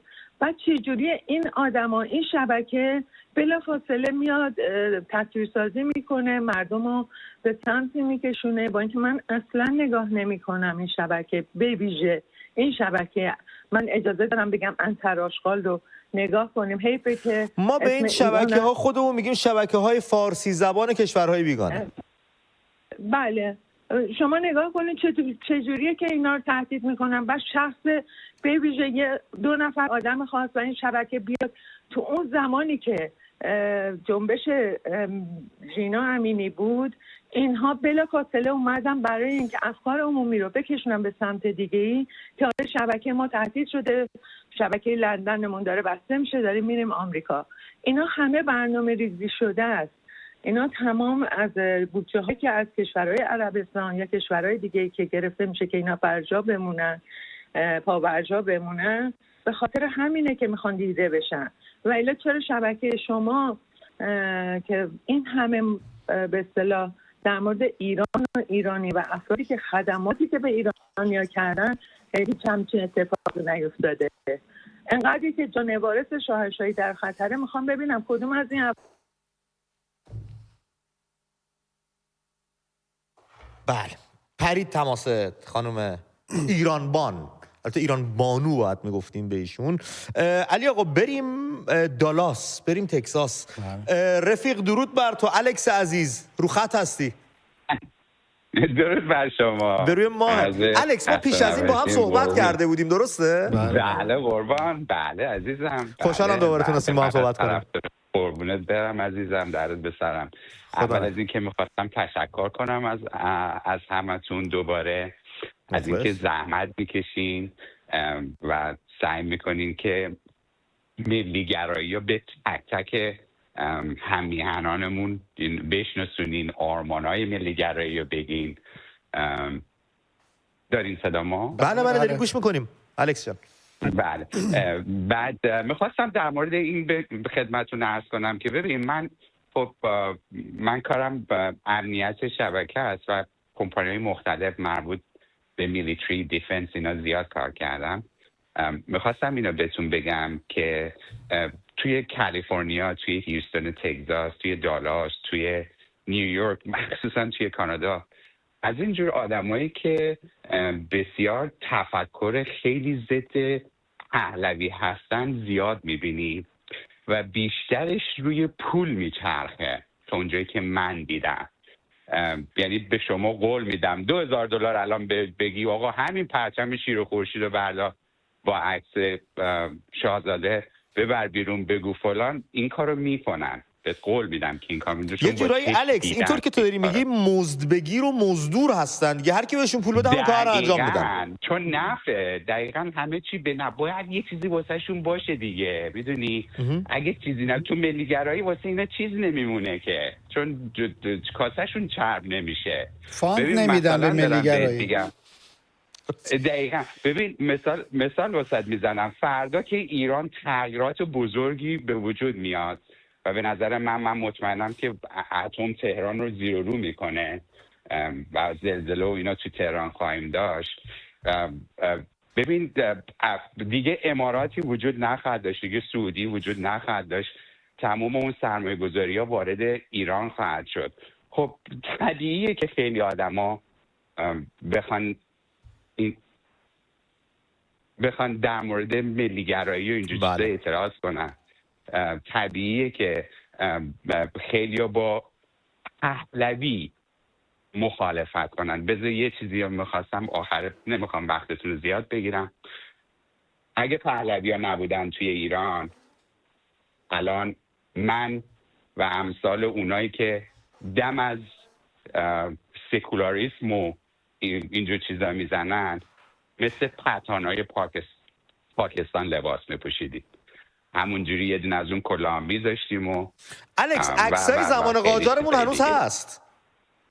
بله عزیزم میدونی، یعنی همچین دور از ذهنم نمیگی، مستند هستش. من دارم میبینم، چون من امارات بودم، من عربیم فوله. خب من عربیم فوله. میگفت من اومدیم زمانی که امارات داشتن چیز میکردن، پاسپورت امارات میدادن، بهش اداره مهاجرت رو بهش میگن جوازات. توی جوازات که وامیسید توی یه خط واسه ایرانیا گذاشته بودن، میگفت شو جنسیتت، ملیتت چیه؟ میگفت من ایرانی، من ایرانیم. میگفت هلندک اثباتات ایرانیم. میگفت چیزی داری که ثابت کنی من ایرانیم؟ چیزی نداشته. به دست کرده جیبش یه دونه به عربی میگن ولع، یعنی کبریت یا فندک در آورده با چیز شیر و خورشید نشون داده. گفته خلاص بعدی جنسی اماراتی. همینجوری ملیت اماراتی بهش دادن. بابا ما اجر و قربی داشتیم، هم بیمارستان ایرانی، همه اینا رو پادشاه فقید ایران درست کرده. واقعا آدمای خیلی درست و ایران دوستی بودن و هستن. نمیتونیم بگیم که نبودن. واقعا بی‌انصافی اگه بگیم. ما همون آدمایی بودیم که تو همون خزینه‌ای که ببخشید معذرت میخوام جیش میکردیم، تو همون خزینه هم خودمون رو میشستیم تا بزرگ مردی اومد، ایران دوستی به نام رضا شاه بزرگ تشریف آوردن و میدونیم ما رو از اون بدبختی و دربدری نجات دادن. بله. ولی خب اونی که با اینا مخالفت میکنه کارش نمیتونی بکنی. مثل اینایی که با ترامپ مخالفت میکنن. من کسی هستم که چند دفعه به ایشون رأی دادم، بسیار طرفدار سرسخت ایشون هستم و میدونی ایشون هم یه ملیگرا، ایشون هم وطن پرست. بله. و همه باش مخالفن. حاضر همه دنیا رو فدای منافع آمریکا بکنه. بله. بفرمایید. دقیقاً وطن پرستی همینه. مثل امارات هم همینطوره، سعودی هم همینطوره، بحرین هم همینطوره. بله همه. چرا به عربی میگه اماراتی و رئیسی فی السما مرفوع. میگه من اماراتی ام و سرمو اینجوری بالا میگیرم که من اماراتی ام. انت اماراتی انا شو سویلا. حالا شما اماراتی، من چیکار کنم واسط؟ ولی خب اینجوری هم. بله. اینجوری میگن. ولی خب نگاه کنی همه چیزایی که دارن از طرف ما اومده، خودشون هم میدونن. ولی اینو در نظر داشته باش که فردا ایران تغییرات بزرگی خواهد داشت. درست؟ بعد از اتم تهران تغییرات بزرگی خواهد داشت و این تغییرات بزرگ کشوری به نام امارات و خیلی کشورهای دیگه الان اون بروبیایی که خواهند داشت دارند و نخواهند داشت. یکی مثل من وانمیسته. برادر من که 6 سال اوین بوده و اینقدر زدنش که الان ورتیگو گرفته نمیمونه. اون برادر من که انگلیسی نمیمونه و خیلیش خود من نمیمونم و خیلی کسای دیگه که من میشناسم. درود بر شما. سپاسگزارم از تماس الکس عزیز که اینقدر زحمت میکشید. درود بر آقای عباسی و خانومشون و همه کسانی که ایرانو عاشقانه دوست دارم. مخلص رفیق، دمت گرم الکس عزیز، مواظب خودت باش، سپاس از تماست. علی آقا سری بزنیم، میدونم نکته داری برای صحبت کردن، سری به قم بزنیم، با همنام خودم صحبت بکنیم. امید بهمون زنگ زد از قم. امید جان درود بر تو، رو خطی. سلام، خسته نباشید. به روی ماه امید جان، شما هم. امید جان اولا خوشحالم که هم اسمتم.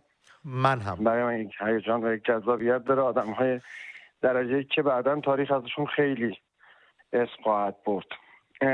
در مورد ملی گرایی که موضوع برنامه‌تونه، یک نکته‌ای داشتم که احساس می‌کنم که باید گفته بشه. شاید رنجی که امروز داریم میبریم همین حاصل از این اتفاقیه که داره میفته. چیزی که از ما داره گرفته میشه ملیتمونه که وابسته است به غرورمون دیگه. بله. و دارن از ما میگیرنش. خب ما چه باید بکنیم به نظرت امید؟ امید عزیزم، ما مشکل اون اولا با خودمون باید حل بشه. خب ما چیزی رو از ما دارن، یه وقته من همیشه میگم مشکل اقتصادیه، این مشکلاتی که کنار هم داره برای ما به وجود میگی دلیل داره، یه اساسی داره که یک جایی رو هدف قرار بدن که اگر اونجا مورد هدف قرار بگیره دیگه همه چیزو میتونن از ما بگیرن. ملیت ما غرور ما بود، افتخار ما بود. باید غرورمون رو بگیرن، باید سرگرم مشکلات و معضلات بزرگ باشیم تا به ملی گرایی فکر نکنیم. وقتی به ملی گرایی فکر کنیم، مردم ما همه ملی گرا بشن، باید غیرت و غرور اون به جوش بیاد دیگه. اینا چه زمانی به وجود میاد؟ چه زمانی ما با آرامش میتونیم بهش برسیم؟ زمانی که تو رفاه باشیم. چرا رفاه ازمون میگیرن؟ واسه اینکه زمان نداشته باشیم، وقت نداشته باشیم به این نکات فکر کنیم. مردم ما اینقدر دغدغه‌های کوچیک براشون تبدیل به معضلات بزرگ شده که دیگه فرصت فکر کردن به ملی گرایی رو ندارن. اصلا به ملی گرایی میخندن. الان تو نزدیکی من یک آدمی بود در مورد این موضوع حرف شد و خندید. برنامه شما رو میدید و خندید. یعنی پیش خودش گفت دقیقاً به چی خندید؟ پرسیدی ازش که دقیقاً به چی میخندی؟ این که اصلا آره گفتش که دیگه الان دغدغه ما شده ملی گرایی. نه دغدغه ما اینه که هر پنجشنبه بشیم سر چاه ببینیم این جمعه میاد یا نه. این دغدغه‌مون بود. خوب بود.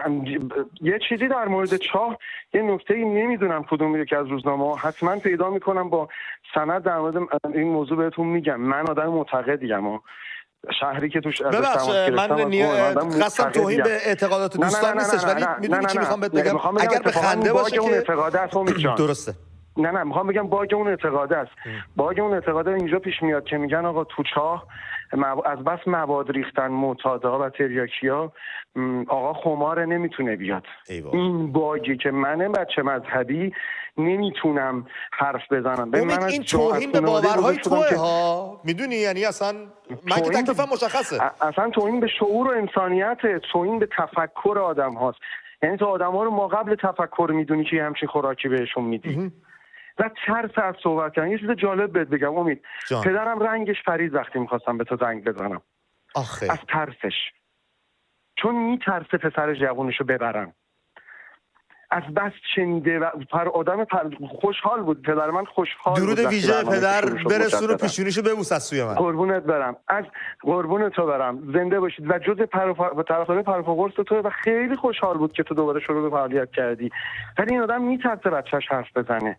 اینقدر این آدم دغدغه، اینا حتی ضربه زدن برای بچهای مذهبی درست. ببین اعتقادات و باورهای مذهبی چیزی که هر آدمی برای خودش داره. وقتی چیزهای شخصی ما که باورهای مذهبی مونه قراره به زور عمومی بشه، تو این مملکت ملی گرایی میمونه. وقتی اون اتفاقات شلوغکاریای چند شب پیش تو روزهای تعطیلی عید سر حجاب اجباری اتفاق افتاد، همینو می‌خواستم بگم امید. زندن همینو میخواستم بگم. توی یک مثل یک ترمینال یا یک آسایشگاهی هست، بچهای مهر و ماه نزدیک قم درست کردن، یک سری از این حجاببانا و آمران به معروف ریخته بودن اونجا رو، مردم مزاحمت ایجاد کرده بودن و زد و خورد شده بود و اینها. من میخوام ببینم نظر بچه مذهبیای خودم با دوست دخترم، اصلا من بچه مذهبی، من یه پدر و مادرم و خودم یه دونه نماز قضا نداریم. به شدت هم آدمای مذهبی هستیم، اما مادر من حجاب نداره. دورتون بگردم اینقدر دموکراتین شما خانوادگی. اصلا مادر من حجاب، خواهر من بدون حجاب نماز میخونه. هر موقع به اینجا رسیدن بقیه‌شون تمومه کار، پیشرفت میکنیم. من با دوست دخترم دارم میرم. ببین من تو خونه من یعنی مشروب خوردن آزاده. پدر من نماز خونه. ولی میدونه که اون علی که ما ازش دم میزدیم آزاده ترین آدم تاریخ بوده. آزادگی به همین موضوع بوده که اون هیچ کس رو به هیچ چیزی مجاب نمی‌کرده. مسئله اینه که بچهای مذهبی میان توهین میکنن. من نماینده قشر مذهبیم ولی میدونم که تو میتونی به راحتی مشروب بخوری. اختیار حجاب همسرت به خودت و همسرت بس، حتی به تو هم مربوط نیست که اون حجاب داشته باشه یا نداشته باشه. متاسفانه مشکل حالا ببین ما تو قم چه مشکلاتی داریم. همین رو میخوام بگم. امید مذهبیان بچه مذهبیای قم کسایی که مثل خودتن اعتقاداتشون رو دارن ولی بازن اونها راجع به این آمران معروف و مزاحمین مردم چه نظری دارن، چی میگن؟ آیا با تو هم عقیدن یا دیدگاهشون به حکومت رنجی که برای بچهای قم دارن میکشن، یعنی رفقایی که مثل من با ایدئولوژی من امثال من زندگی میکنن، رنجی که اونا دارن میکشن یه بغض ناپایانه، بدون پایانه. اصلا نمیدونی چقدر رنج عجیبی در ماها وجود داره که مجبوری. من نمیتونم جایی که درش به دنیا اومدم رو فراموش کنم و ترکش کنم که مجبورم تو اون جهان زندگی کنم کنار اون، ولی نمیتونم هم اینا رو تغییرشون بدم. ببین شما وقتی یک روحانی که همسایگیته مثلا میاد داری راه میری میخواد جلو چشم تو به حجاب خواهرت چیز کنه، یه درم میدونی قدرت دارن تو این شهر بیشتر از شهرهای دیگه. درسته. یعنی ذات شهرهای مذهبی قدرت این طیف آدما درش بیشتره. من چون میدونم زمانم کوتاهه میخوام این شعر برات بخونم که میدونم کلی باهاش کیف میکنی. برو بریم. میگه از نسل ما چیزی نمونده، ما روی آرامش ندیدیم، با عمرهای رو به کاهش چیزی جز افزایش ندیدیم. با هر چی خواستن ما رو کشتن، میکشتن و بازم نمردیم. هر شب واسه این که بخوابیم بدبختیامون رو شمردیم. جمع کردن و رفتن از ایران، ما اسممون شد نسل ویرک. ما تو دل گربه اسیریم، تو دیگه چی میگی پدر سگ؟ هر زنگمون تاریخ داریم، ما بچه های بی توجه. فرهنگمون بد شعر محضه، لعنت به این وضعیت. مستعصلای ناامیدیم، حتی دیگه خشمی نداریم. گرگا با چوپانا رفیقن، ما که دیگه برگی نداریم. هی از خودی ها ضربه خوردیم، هی گفتن از دشمن کشیدیم. سیگار غربی ها گرون شد، چاره نبود بهمن کشیدیم. الهی یه روز بیاد حال مردممون خوب باشه. امیدوارم یه روزی بیاد امید شعر خودت بود هم زندگی کنیم. من و یکی از رفقای نزدیکمون در بچهای من موزیسیانی هم که تو قم بزرگ شدم و مجبور شدم کوچ کنم از قم به خاطر اینکه می‌خواستم موسیقی فعالیت کنم و یه روزی نمیدونم چی بگم، فقط اینو میدونم که امیدوارم یک روزی بیای ایران دور هم جمع شیم، هممون کنار هم با تفکرهای مختلف کنار هم زندگی کنیم. یه دایی من دارم امید جان اینو بگم عرضم تمام، هر سال میگه امسال دیگه میرم.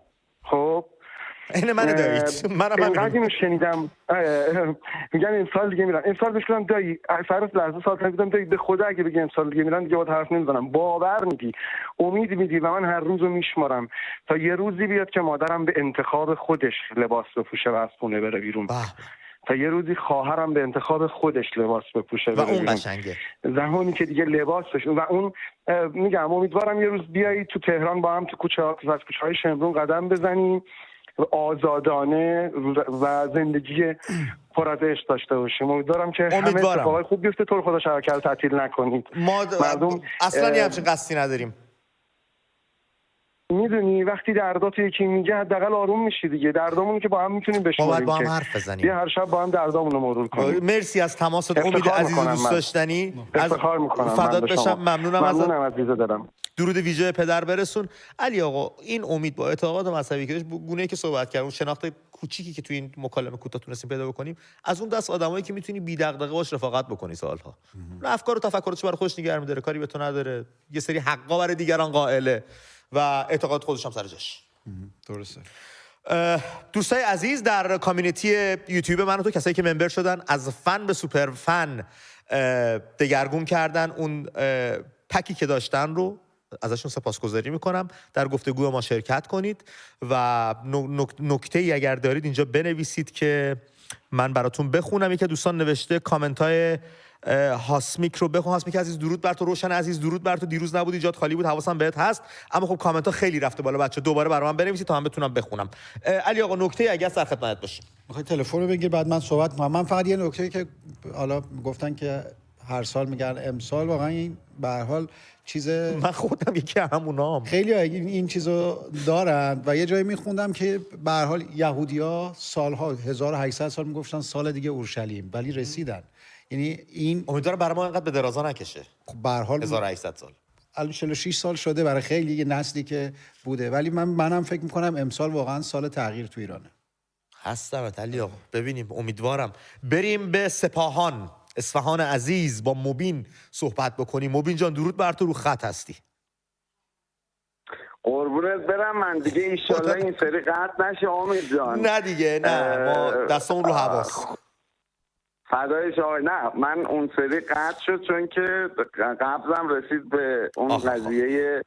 آره بگم امید جان، من فقط تماس گرفتم یه نکته رو بگم در رابطه با، چون دوستمون خیلی حرف قشنگی زد در مورد دوران پهلوی و کارهایی که شاهنشاه کردن و اگر یه ذره فقط خواستم اینو بگم، وقتی فکر کنیم به بلاهایی که بعد از دوره پهلوی سر ایران اومده، واقعا اون موقع تازه آدم میفهمه شاهنشاه چی کار کرده. یعنی ببین تمام این مثلا اداره های برق، نمیدونم هر چیزی که الان داره زرتش در میاد، به خاطر اینه که اینا لوج 50 سال مثلا از روی اینا گذشته، چیزایی بوده که اون دوره ساخته شده. یعنی من دقیقا یاد چیز میافتم، یاد این ساختمونای ژاپن که زلزله میاد بعد مثلا 8 ریشتر زلزله میاد، انگار مثلا 1 ریشتر اومده. بله. یعنی ایران واقعا اینجوری زیربناشو محکم کردن، وگرنه اگر دوره پهلوی نبود و اگر ما از دوره قاجار مستقیما اصلا مو به تنم سیخ میشه فکر میکنم به این دوره می اومدیم، الان اصلا من بعید میدونم چیزی به اسم ایران وجود داشت. موافقم باهات. فدای شما بشم. دم شما گرم رفیق. ممنون از تماست، لطف کردی.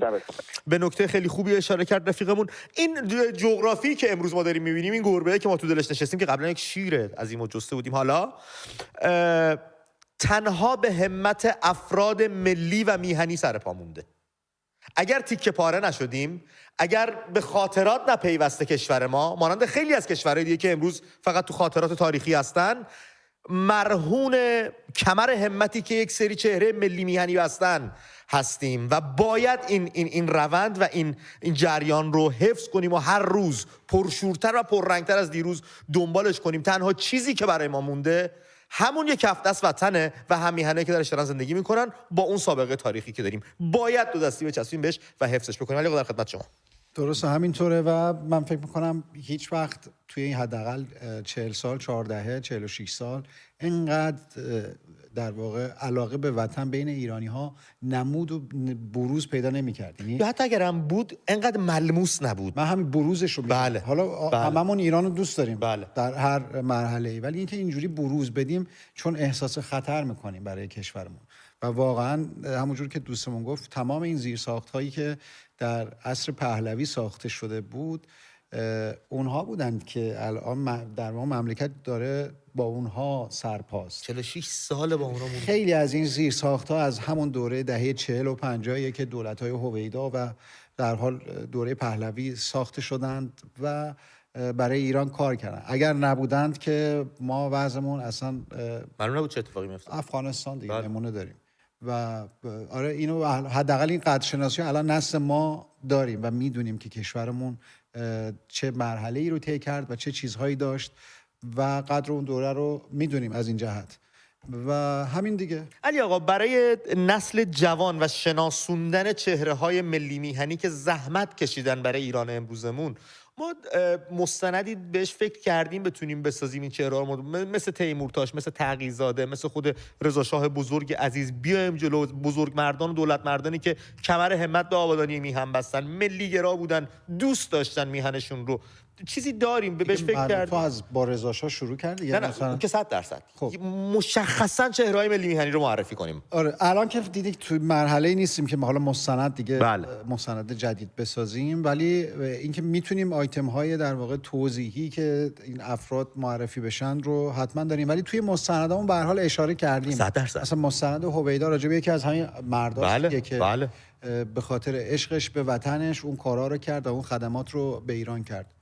راجع به بقیه افراد هم همچین اتفاقایی، همچین مستندهای احتمالاً میشه ساخت. الان نه، ولی اون آیتم‌های کوتاه‌تر شدن اینطوره. بسیار عالی. فکر می‌کنم خیلی کمک کنه اون به ویژه نسل جوان که یه مقدار بیگانه است با این چهره‌ها و نمیدونه کی براش کجای تاریخ چه زحمتی کشیده که امروز بتونه تو خاک میهنش وایسه بگه من ایرانو دارم. درست.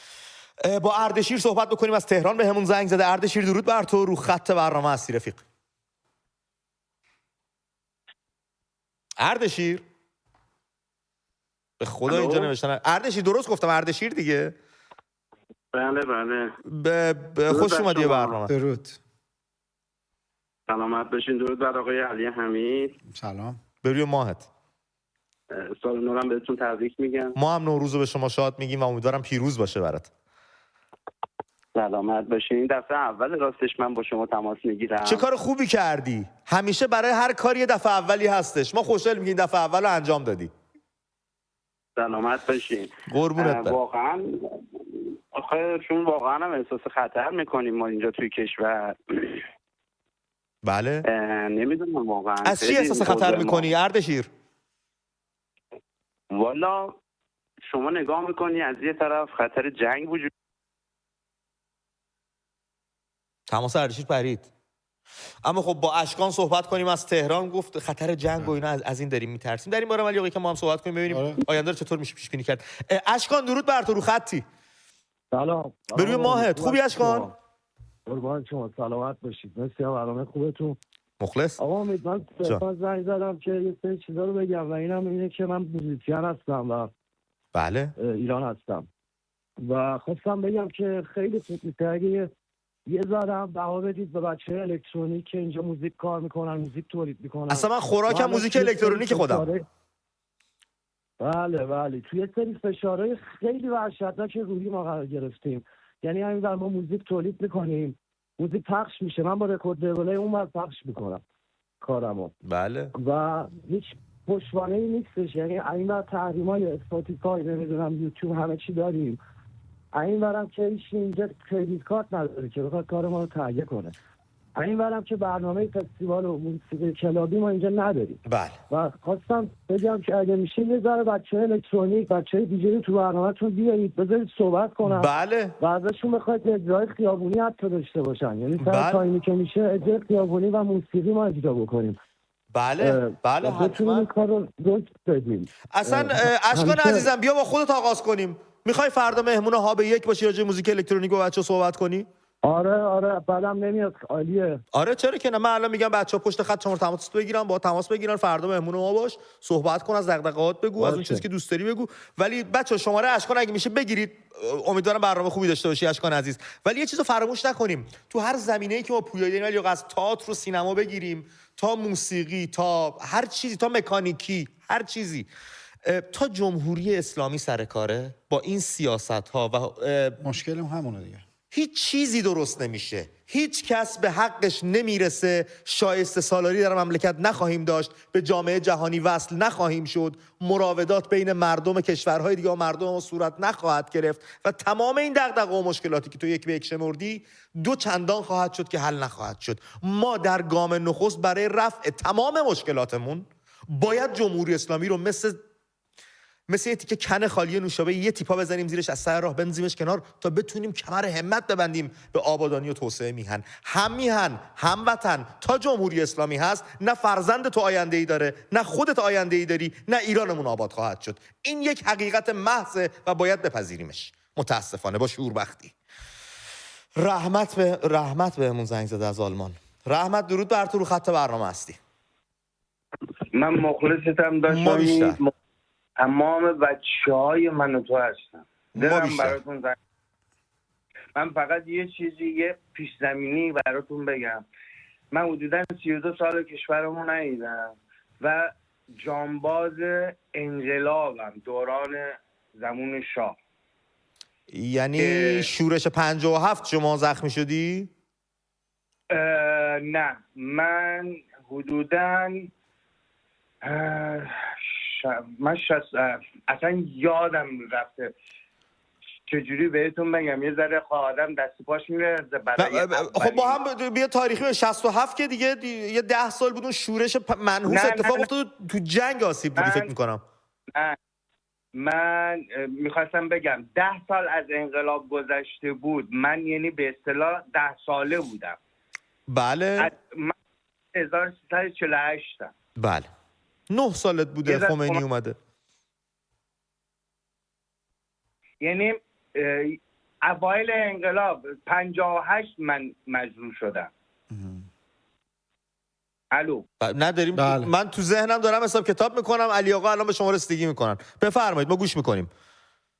آره کلا میخوام بهتون بگم بعد برنامه‌تون خوشم میاد، بعد که دیگه به قول گفتنی یعنی اینو بهتون میگم، من زمانی که سرود ملی ایران میاد، من همسرم دکتر آلمانیه، خودتونم آلمانیا رو میشناسید، دستشو میذاره اینا به گریه میکنه این صدا رو میشنوه. ایشون از ما هم سبقت گرفتن. جان میگم ایشون از منم سبقت گرفته. عالیه. شما توضیح دادید براشون که ایران ما چه بود، چگونه بود، چی داره، چی نه. اون اصلا تمام قرمه سبزی و تمام غذای گیلکی رو خودش درست میکنه، یعنی انقدر عاشق ایرانه. بله. فقط اینو به من میگه رحمت، میگه من فقط میترسم برم ایران گروگان منو بگیرن. میگیرن، بگو نرو میگیرن. شهروند خارجی ببینن میگیرن. چون پول توشه. کلا ببینید من یه عرض ادبی هم به کل تمام بچه‌هایی که تو من تو این سالیان سال و من از یونان بودم و کشورهای دیگه بودم و که الان 7-8 سال تو آلمانم، یعنی تمام برنامه‌هاتونو من از سر کار می اومدم خانومم نگاه میکرد، میگفت رحمت من و تو از بفرمایید شام و دیگه هر چی دلتون بخواد. رحمت جان شما 8 سال آلمانی ازدواجم کردی، خانم آلمانی داری، بعد خانم آلمانی شما میشینه به فرمایید شام نگاه میکنه، تنهایی فارسیش انقدر خوب شده؟ ببینید کسی که دوست داشته باشه، کسی که بخواد همه کار نه اون که 100%. من مشخصا در مورد خانم شما میخوام، خیلی جالب شد برام چجوری کار کردین باش، خیلی فشرده کار کردین گویا. این لحظه واسه خانوممون صدا بکنم. اوه رفت سند بیاره. بچه‌ها هیچ چی نگین، الان با خانم رحمت می‌خوایم صحبت کنیم. یه خانم آلمانی مؤدب بشینیم. بساط چایمون هم آماده نیست، اما خب به هر روی. خانم آقای رحمت درود بر شما. نیستن. نه خیلی ذوق دارم واقعا الان یه خانم آلمانی انقدر فارسیشون خوب باشه. بفرمایید جان بشینید. جان رحمت جان چی شد؟ اینجاست. امید. Ja, امید. Ja, ich will das. ایرانی پرزشو. اسم شما چیه خانم؟ سلام چطوری؟ سلام خیلی خوبم. شما خوبین؟ مرسی. شما befremdید شام میشینید تنهایی نگاه میکنین؟ Ich hat gesagt, du hast allein gesehen in der befremdید شام. گیزین شپریخن که اونو خب آلمانی داری صحبت میکنی باش داداش. رحمت بذار به خودم ببینم به کجا میرسم. پرفکت نیست که قربونت برم امید جهان. از اون نظر عالی عالی. درود ویژه به خانومت برسون رحمت عزیز. خیلی هم ممنون با ما تماس گرفتیم. ما زمانمون رو به پایان است. 2 دقیقه زمان دارم بچه‌ها نه؟ 1 دقیقه علی آقا در خدمت شما باشیم. خیلی من معذرت می‌خوام از ساکت بودی. نه مخلصم. ببخشید. بفرمایید. و اینکه اولا خیلی منم سلام میکنم خدمت آره ذوق زده شدیم یکم خانومشون و خیلی متشکر. همین موضوع برنامه دیگه حالا رفت سمت زبان فارسی چجوری رحمت ملیگرایی رو انتقال داده قشنگ انشاب. علی آقا 30 ثانیه بیشتر نمیدونم زمان کوتاهیه، اما این جریان ملیگرایی رو شما چطور ارزیابی میکنید در روندش؟ آیا میتونن سد راهش بشن یا اینکه نه همه رو میشوره با خودش میبره؟ همه رو میبره. چاره‌ای نداریم. ما برای در واقع ماندگاری ایران راهی جز دولت ملی و ملیگرایی نداریم و همه اینها به هر حال اونی که کاسبی میکنه بعد از یه مدت میذاره کنار و پشیمون میشه و بقیه هم قدرت تقابل ندارن. مرسی از توضیحات علی آقا. رفقا دست همو بگیرید و ول نکنید، ما جز هم هیچ کس رو نداریم، باورم کنید. مخلص.